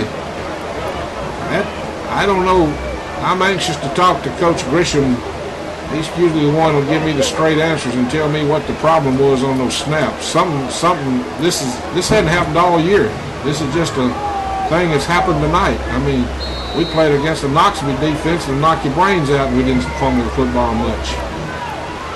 They'll give it inside to Williams, and Williams breaks loose, and boy, he scampers up to about the 49-yard line, and the crowd comes alive a little bit. 1st and 10 at the 49 as Bruce just flashed his teeth at Sunflower. 1st and 10 for the Big Green. Oh my goodness. Run, clock, run. Start the clock. There you go. What Munson used to say, run, Lindsay, run. Anybody remembers Southeastern Country football when Bill Munson used to call for the Georgia Bulldogs? Lindsey Scott beat Florida that time. He hollered, run, Lindsay, run. 1st and 10 for the Green Wave at about the 48-yard line. They'll stay on an I formation. They'll give it inside to their workhorse, and Williams will take it to the other side of the 50. It'll bring up 2nd down about 3, and Cormorant's going to take time out, and rightfully so. Jonathan, we're going to just stay right here with it, my man. We only got 2:57 left, so we're going to stay right here and describe the action. We don't want to miss none of this action. The scenario, folks, is a 23-17 ball game. West Point holding the lead deep in the fourth quarter. They have the football, second down and 8 from the Cormorant 49. Cormorant needs the football back. West Point, one more first down might do it, but you got to get that first down. It's been a hard-fought football game, and either team could walk away here victorious. One won't and one will, but right now the Green Wave have a slight advantage with the lead and the ball. But strange things can happen in a football game. That football has been very, very wobbly here tonight. I don't know what the problem is, but it's I won't blame it on the kids, but it's just something that's happened. I believe that nose tackle's had a little bit to do with it. But he's been firing off pretty hard and heavy. Second down, shotgun formation. Lane at the helm. He awaits the snap. Brings Williams in motion. Leaves it to Williams, and Williams fights to about the 45. Cormorant will call timeout again and face a third down and 4. Big play coming up right here. A long 4 at that, according to the chains across the way. I'll tell you what. Everybody's nervous right now. If I wasn't so old, I'd be nervous. I love you, Harper, baby. Love you, little Carolina Ruth. Briggs, Molly, and Neely Claire. See if Granddaddy can bring this one home. Third down, about 4. West Point holding a slim 23-17 lead. Got the Chris Chambers Coaches Show tomorrow morning at 8 o'clock. You might want to tune in that if you want to hear some football chatter. If not, you can find your cooking show on another channel. Garden Mama or somebody. I remember I never had my feelings hurt when I was working for WROB, and the West Point people wanted Garden Mama instead of the Saturday morning football show. Oh well, that's in the past. Here we go, Cosmo. Third down and 4. Lane awaits the snap. He'll bring a man in motion. He'll keep it himself, straight up the middle. He's going to be short of the first down, or is he going to have it, depending on the spot. I thought he had it, but I don't want to get you excited home until I get the okay from the boys in the striped shirts, depending on the spot. I mean, it's going to be the spot. It's with the left foot going east, so that should be a good sign. I'm hoping it is, but they're going to have to measure it. We've been 0 for 2 on these, and Pedro thinks it's a first down. He don't miss many of them. Got pretty good old eyes for an old Hawkeye. He was actually in a better mood than I thought he would. That steer stuff didn't mess him up bad as I thought it would be. They're going to put the chains down. They're going to measure this one. And what's it going to be? Hi-yo, silver, and away we go. First and 10 for the Big Green. But it ain't over, folks. Strange things can happen with that football. 2:37 left, and West Point's got a first down at the Cormorant 41 or 42-yard line, and they need to run clock now. So up to the line they come. Lane's been at quarterback all night, done a great job with a slick football. They'll move Minor over to the right side, and I don't know, it looks like I want to think Cormorant out of dejection stepped off sides. That's exactly, I can tell, I can read the body language of number 8. He's disgusted, and rightfully so. First and 5, and boy, that could really salt it away. All the thing we got to do is hold the football. We got to figure out how to get the snap off and just hold on. Well, they'll work on that next week. So Lane gets up to the line of scrimmage. He'll bark out the signals. He'll give it to Williams inside. Williams will break it outside, still on his feet, and try to cut it up inside. And boy, I tell you, he's poetry in motion. I tell you, Aries Williams is, you're talking about having a nice gait. I tell you, it's first down. I tell you what, college scouts are going to be drooling over him next year if they're not already. we played this ball game without our tough fullback Roger Thomas tonight. I hope we get Roger back. But little Starks and Ewing have done a good job in there blocking. So it'll bring up 1st and 10. The ball right at the 30-yard line. Clock finna go under 2 minutes. Cormorant's enemy right now. Lane barks out his signals. Fumble on the play. Picks it up and holds on to it. Folks, I ain't making this up either. They just cannot get a snap off here tonight. Something, I don't know. Something ain't right. And it ain't been right all night. But nevertheless, we can just hold the football, we might win this thing. We're leading 23-17. Ball setting right at the 31. We should be in no hurry, and we're not. I bet that's driving Coach Morgan crazy.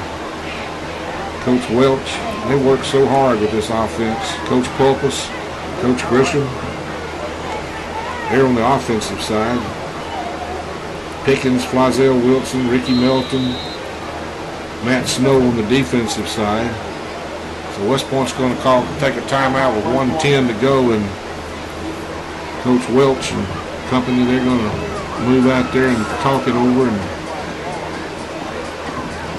I hate to beat down on the kids, and I'm doing the best I can when not, because I don't know what's happening other than what I'm telling you is happening. That football is not being snapped properly. I mean, the exchange, I don't know if it's with the center or with the quarterback or what, but it's the old saying, the quarterback exchange is horrible tonight. And they're talking to Tez right now, and Coach Welch is talking to his lineman right now, so they'll work it out. But I'm telling you, it's been a thorn in our side tonight, and it could have been costly. And it ain't over yet. We still got to get 1:10 off the clock before we can start the Hallelujah Trail. So up to the line they'll come. They're going to get in a victory snap here. Let's hope we can handle this. Lane gets it, takes a knee, and the Tampa Bay Buccaneers came from everywhere on that play. Same play that Tampa knocked Eli backwards. That's exactly what Lake Cormorant did that time, and of course they are trying to get the football. So it becomes 3rd down, and like I said, as long as we can snap the football without fumbling it, we might win this football game. We might overcome all these errors we've had here tonight, physically and mentally. Boy, we made some mental errors here tonight too.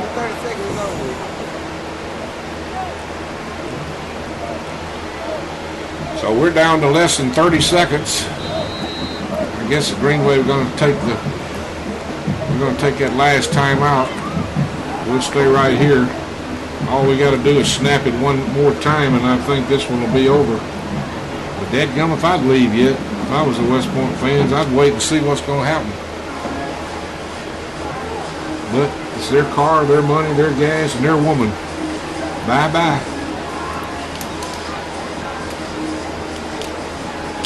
Lake Cormorant's played hard here tonight. They don't really deserve to lose here tonight. They played outstanding football. They're better than I thought they were. I hadn't seen them. I missed all of last year. They wasn't very good the year I called their first time we played them, but they've been tough here tonight. So if West Point can snap it one more time, I believe they can get out of Dodge with a victory. So up to the line they come. He'll take it, and he'll take the knee. And that should be your football game. They're all beginning to shake hands, and rightfully so. They're showing good sportsmanship now. And I tell you what, those Gators from Lake Cormorant, they will beat some folks for the rest of the year. They played us off our feet tonight. Dang, Pedro can't pick that ball up either. It must be the ball. He finally got it. He gives it to the manager. Final score here tonight, West Point Green Wave 23, Lake Cormorant 17. And we'll be back in 30 seconds for a recap.